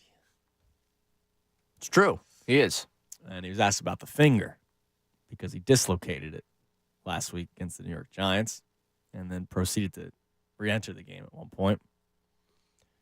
Quote, I told you guys it's a day-by-day thing. And then he followed up by saying it probably wasn't the best idea to go back into the game. He does say things are progressing the right way, though, and everything's harder when your finger is out of place. I know that dude's a gamer. And I don't know, maybe he told Nick I'm good to go back out there. Somebody's just got to be hard-headed enough to be like, no. You're not going in. You dislocated your finger. We're losing to the Giants. The Cowboys are winning. A.J. Brown got hurt. Devontae Smith's not playing in this game. We're about to start pulling players. Now, it's still going to hurt today. Even if he didn't go back out there, it would still hurt today. Right? Like, that pain's not going to go away. But it's just one of these things where it's like, why would you put him back out there? And you come up with a reason. Other than, we were trying to win the football game. No, that situation at that point, AJ got hurt, and you knew I was all about playing the guys. Yeah. So AJ Brown had gone down. At that point, you're throwing to Quez, Julio. There was no Swift in that game, so Quez, Julio, and Dallas. And at that point, you guys were already down to the Giants. I know it would feel like conceding, but you ended up conceding that game anyways. Yeah, I don't know. I don't know why he went back out there. Yeah, I don't know. It's confusing. By the way, he was also asked about A.J. Brown revealing the improvised play, to which he said, "There's a lot that you guys don't know. You don't know what you don't know." He's factually. Yeah, I guess that's true. It's true. We do not know what we don't know. So he's got a point there. Give him credit where credit's due. Whatever. Anyways, I'm surprised he went back out there. And, now he's realizing it was probably not a good idea to go back out there. All right, we're going to play the Goddard audio in a second and Nick Sirianni and Brian Johnson. But I have a lock prop bet for Super Wildcard Weekend. But let me go to the phones first. Go to Tim in Pennsburg. Tim, you're on the Fanatic. Hey, Andrew, how are you? Hey, Tim. Hey, so I just want to talk about Bill Belichick and why I think he's the best option for the Eagles. Okay. So Bill Belichick has been getting a lot of heat right now, and I feel that people want to say that Tom Brady is the real reason why he won all the Super Bowls. But if we want to really question if Bill Belichick can develop a quarterback, we have to honestly look at what Tom Brady was coming into the draft. He was a 6th-round draft pick, and all the other coaches missed on him except for one, and that was Bill Belichick. When it comes to Bill and why I think he would be the best coach is because he's actually a teacher.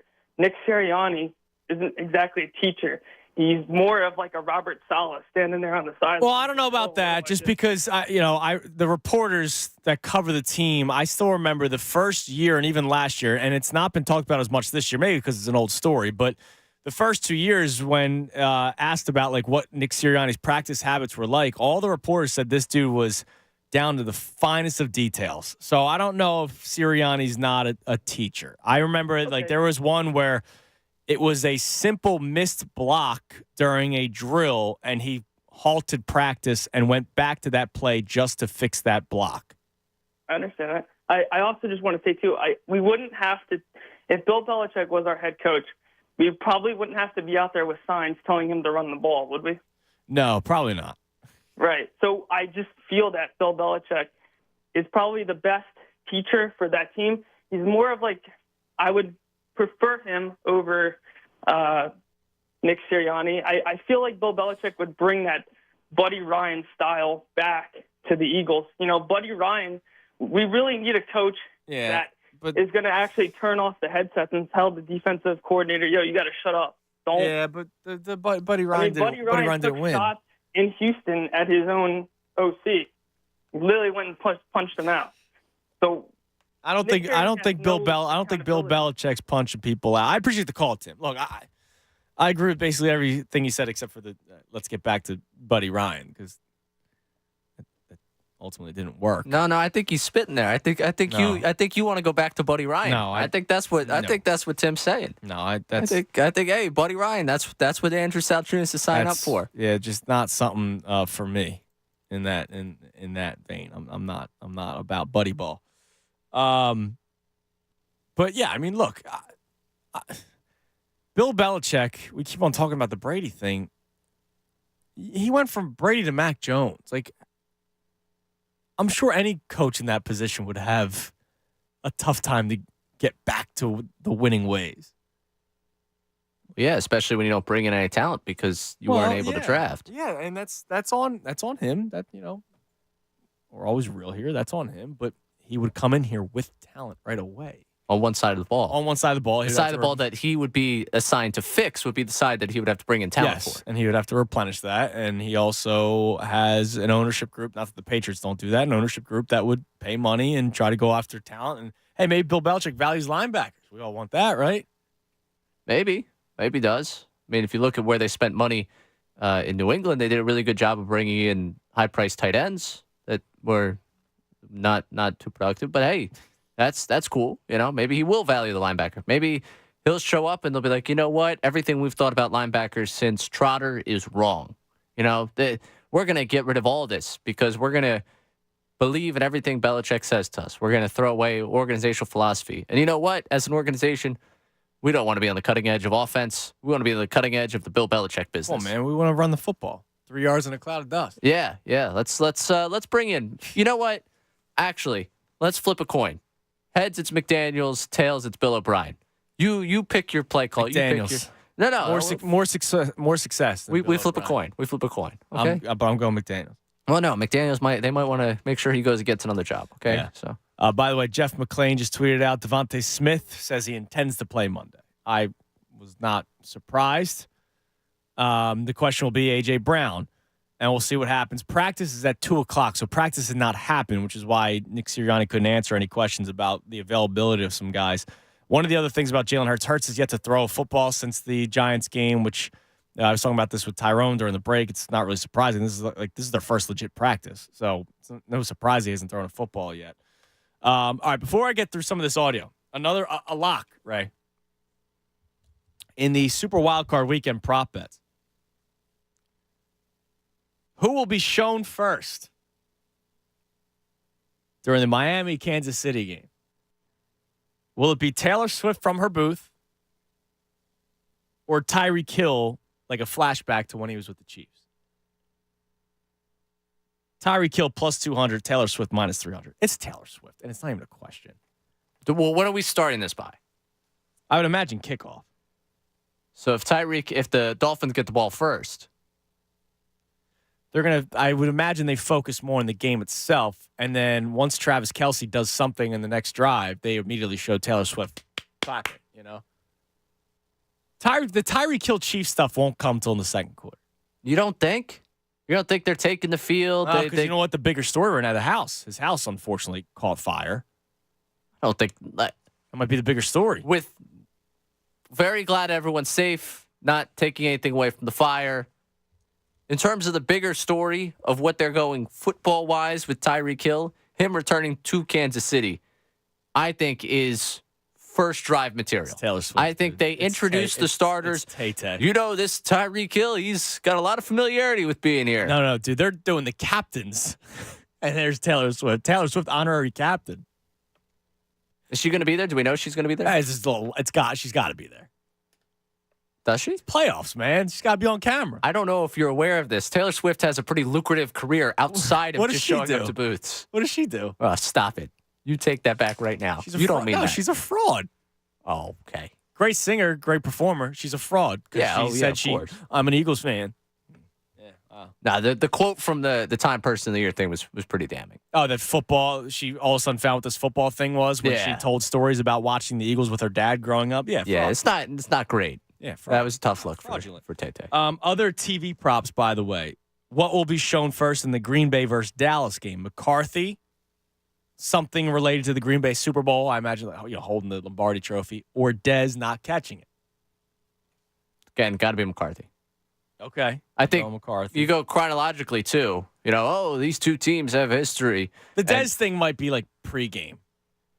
I imagine they showed at some point, but I imagine like they probably cut to that early. You get like the McCarthy. Oh, there's McCarthy down there, and people remember when McCarthy they're gonna open with that. All right, here's one. What's shown first between the Rams and the Lions? Matthew Stafford with the Lions or Jared Goff with the Rams? I think that's a split. That's just betting on who gets the ball first. No, but I think they do like the quarterback comparison. Oh, that could be. Like they do that could be in their careers. I think that's a split. If I could bet on the split, which would probably be even more plus money, I would do that before I would do an individual bet. Last one. This is perfect for you. What is higher? Joe Flacco's longest completion or his age, which is 39? Ooh. The longest completion, the favorite, at minus 150. His age at plus 110. Now, he's not really chucking it downfield, but, 20-yard route to Amari Cooper, who then makes makes plays after the catch. I'm tempted to go with age, but that just feels like a bit bet. That would just be me betting on what I would like to joke about. Yeah, you know what? Let's go with the age. You're going age? Yeah. All right. Let's. They're gonna, just methodically work the football down the field. Right. No big plays for the Browns. They're going to dominate defensively, and they're going to take control of this football game the old-fashioned way. The way things were played when Joe Flacco was young and Bill Belichick was still at the top of his game. Okay, we'll do that. I apologize. I'm kind of reading on the fly here. McClain put out a tweet about Jalen Hurts. He's been walking around. He's wearing Alabama shorts today. Yeah, obviously. In honor of Saban. He's been keeping his hand in the pocket at all times. He says, but should a glimpse of how the finger looks and how he throws during the brief period, reporters will be all over it at practice. But he's keeping the hand in the pockets. Tim McManus also tweeting he spoke with Darius Slay. Slay said his knee feels 1,000 times better than it did before surgery. He's on track for Monday. Usually a good thing. Usually get that surgery for it to feel better. So. Yeah. All right. Man, there's a lot of stuff flying. Did you see the Ramona Shelburne stuff? No. So Ramona Shelburne was on Woj's podcast talking about Embiid's knee. He's missed some time. Uh-oh. She said the knee issue is what he dealt with in the playoffs, which he played through. However, it's usually an injury that you would miss 4 to 6 weeks with. You can play through it, or you can take off 4 to 6 weeks. So she just put out a clarification post because Nick Nurse said he expects Embiid to play this weekend. But she had that report in Woj's podcast. She said to clarify, the issue that has caused Embiid to miss this most recent time is swelling in his left knee, not the same issue he managed in the playoffs. There is not currently a long-term concern. He is considered day-to-day, per source. So I guess she had some misinformation on the podcast. But she has since been, I appreciate her following up. Did it bother you at all, him chasing the 30 and 10 late in that game? You were there. I was there. I jokingly said to my friends who I was with, why is he still out there? Is it to get to the season average? I wasn't even looking at 30 and 10. I was looking he's averaging 34 a game.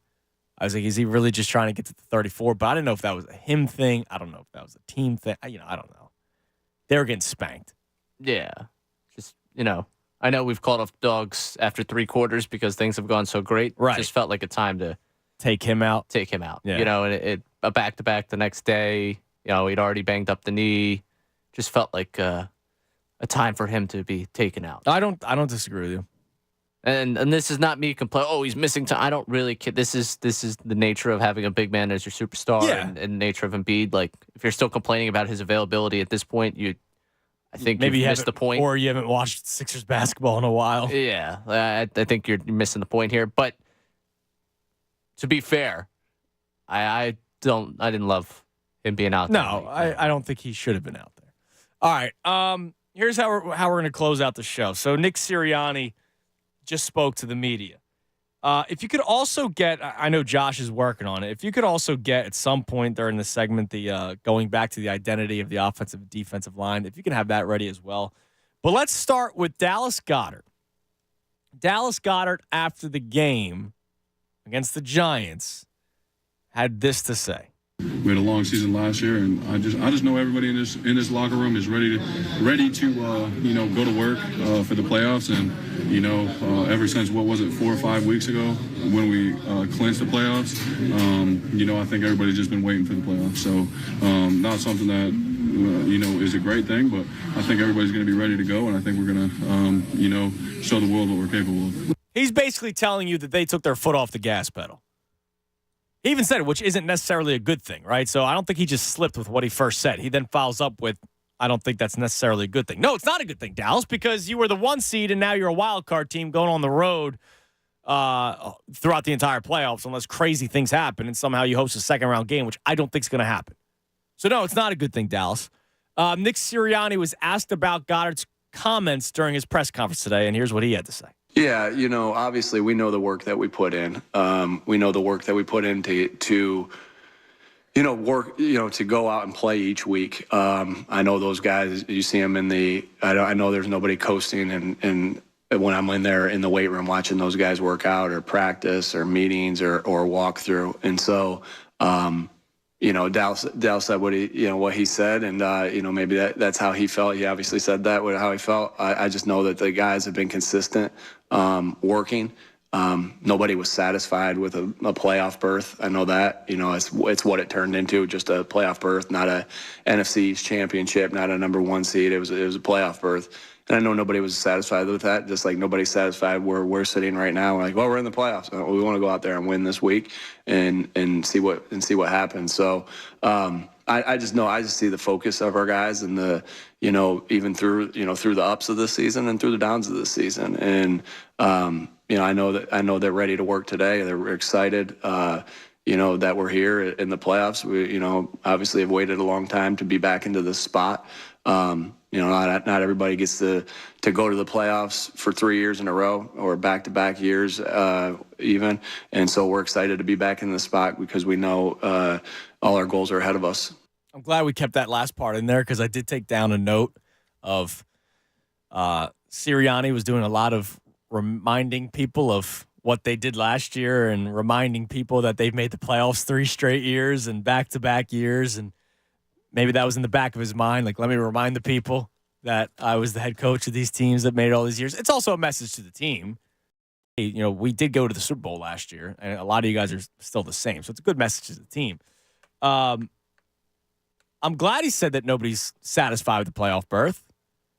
But why is Dallas Goddard telling people that whether it was right or wrong, it seemed like guys took their foot off the gas pedal? Like, why is he saying that? It's when you lose 5 out of your last 6 weeks, obviously there's something happened. You didn't just stink, right? The Eagles don't stink. The Eagles are a good football team. The Eagles were 10-1. They went from 10-1 to 11-6. Clearly there's something more that was going on. And if they did take their foot off the gas pedal, then shame on everybody. Shame on Nick Sirianni for not people getting, everybody to still be, in line and playing for more. And shame on all the players who may have taken a step back in terms of going 100% full effort. I hope that wasn't the case. Hopefully it was just a bad skid, and hopefully they can flip the switch, which Brandon Graham was at his locker earlier today as well. He knows what this is all about. He said the players know what this is all about, and he believes they're going to flip the switch. We'll see. We'll see if a switch can be flipped after dropping 5 out of your last 6 games. Now, do you have the identity answer? All right. So let's first play Brian Johnson. So Brian Johnson, just play the second one that we have, Ray. Brian Johnson, during his press conference yesterday, was asked about what defenses are doing differently, and he explained that defenses are taking away the big play, cover 6. There's 2 safeties up high, and they're not allowing explosive plays, and blah, blah, blah. And so then Reuben Frank followed up and asked the question on how you attack it. And take a listen to what Brian Johnson says, because I think we're all going to agree with the answer. But when you just watch the games, you realize they don't do it. Brian, when teams are taking away the big play, the deep ball, when they're legislating and making you throw it underneath, you said you have to find other ways to do it. What other ways are there without kind of forcing it when it's not there? Well, yeah, you have to go into some catch and runs and try to find some isolations, on some interior defenders. So, those are things and try to manipulate some of these play actions and get guys to have some eye violations and see if we can create some explosives that way. And then you got to be able to run the ball. So there's a bunch of different ways to do it. And, we got to make sure we get that done. Well, then why don't you do it? Why don't you attack the interior defensive players like you say you should? Why don't you do it? So I'll go back to something I ran through earlier in the show. And then I'll play this Nick Sirianni clip because it's the same message of we need to do this, but for some reason you don't. So I have in front of me the next gen stats from NFL.com. We went through this earlier in the show, right at the beginning of the 11 o'clock hour. So if you're just tuning in, it's eye-opening. Jalen Hurts' passer rating in different areas of the field. Throws at the line of scrimmage. So your bubble screens, your wide receiver screens, your running back screens, your play action tight end screens. The throws that are in between the hashes at the line of scrimmage. No yard to gain. His passer rating is 82.9, which is 10 points lower than the league average. To his left, those bubble screens that we talk about. League average is 89.1. He's at 105.6, so well above average. To the right, where he also throws bubble screens, league average passer rating of 87.5. He's well below at 73.1. The biggest eye-opening ones on this list are in the middle of the field, from 0 to 10 yards and from 10 to 20 yards. 0 to 10, the league average of passer rating is 90.5, so pretty good all across the board. Why? Because I know we complain about the Eagles devaluing linebackers. The league is devalued linebackers, except for the Baltimore Ravens and the San Francisco 49ers, who are number one in their respective conferences. League average is 90.5 on throws over the middle of the field from 0 to 10 yards. Jalen Hurts is above league average at 99.6, and yet they don't do it enough. How about throws of 10 to 20 yards? League average, 85.7. Drop-off of about 5 points from the 0 to 10-yard route. Does Jalen Hurts have a drop-off? No. Jalen Hurts' passer rating of throws of 10 to 20 yards over the middle of the field, between the numbers, between the hash marks, is 158.3. Brian Johnson says they need to attack interior defensive players. Jalen Hurts' numbers show that he can attack interior defensive players. But when you watch week in and week out, they don't do it enough. The A.J. Brown slant route is tremendous. Devontae Smith catch and run a couple weeks ago, touchdown. Other than that, it's bubble screens and A.J. Brown on the outside and Dallas Goddard or Jack Stahl a couple yards to his left or to his right. It's the same offense over and over and over again. There are numbers that back up what Brian Johnson is saying and that Jalen Hurts can do it, and yet they don't do it. Now, here's Nick Sirianni just moments ago talking about going back to their true identity. I think we all, that's just how we're built as a football team, right? With our offense and defensive line, and a lot of resources in there, a lot of good players. And, for the past 3 years, we have been able to lean on those guys. Again, nothing's going to seem good during a losing streak that we're on, but we know that getting back to that is going to be critical. And we know how talented those guys are, how good of leaders they are, and we got great skill players too. Don't get me wrong. It's just that those guys. That's where we've built. Howie's done a great job in his philosophy of building the team with the offense and defensive line. And it's playoff time, and we know we can lean on them at this time. Then why are you having Hassan Reddick drop back in coverage? Why? I know it's Matt Patricia's defense, and Nick Sirianni oversees the offense. You're the head coach.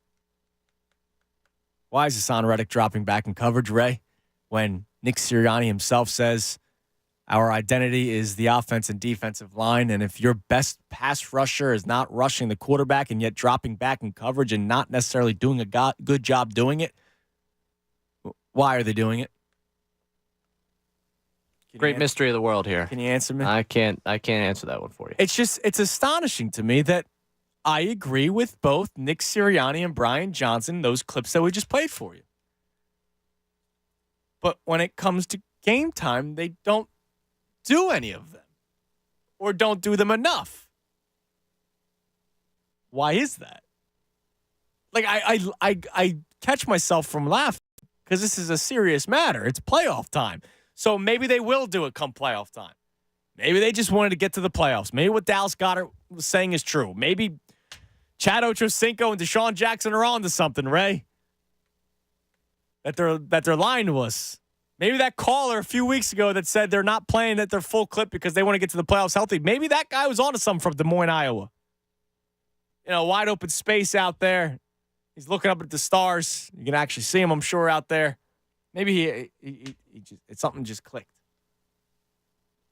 I just don't understand when the head coach and the offensive coordinator can both say stuff that they can do. They don't do it.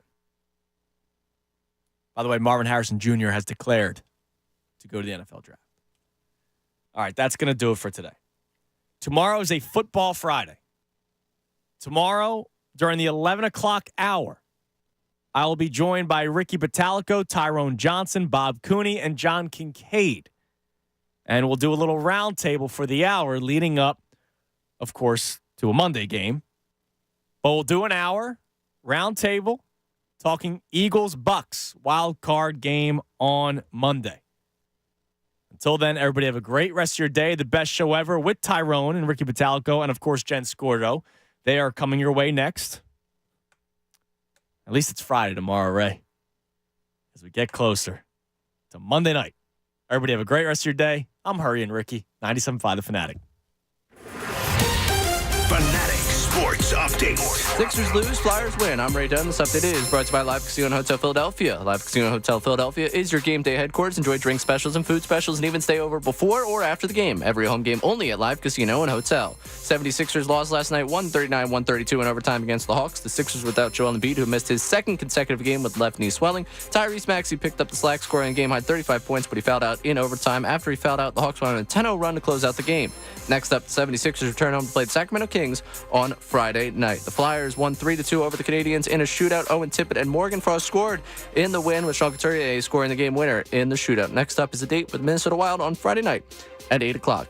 And, of course, we got the Birds and Bucks on Monday. This is the sixth matchup between the Eagles and Buccaneers in the postseason, the most of any opponent in Eagles postseason history. Two teams matched up earlier this season, with the Birds winning 25-11 on the road in Week 3. Listen to the John Kincaid Show tomorrow morning for your chance to win a trip for two for Monday night in Tampa. Includes air, a hotel, and a VIP tailgate party featuring Hollis Thomas' 50th birthday. Already going to the game? Visit PhillySportsTrips.com to reserve a tailgate-only package featuring Hollis Thomas' 50th birthday celebration.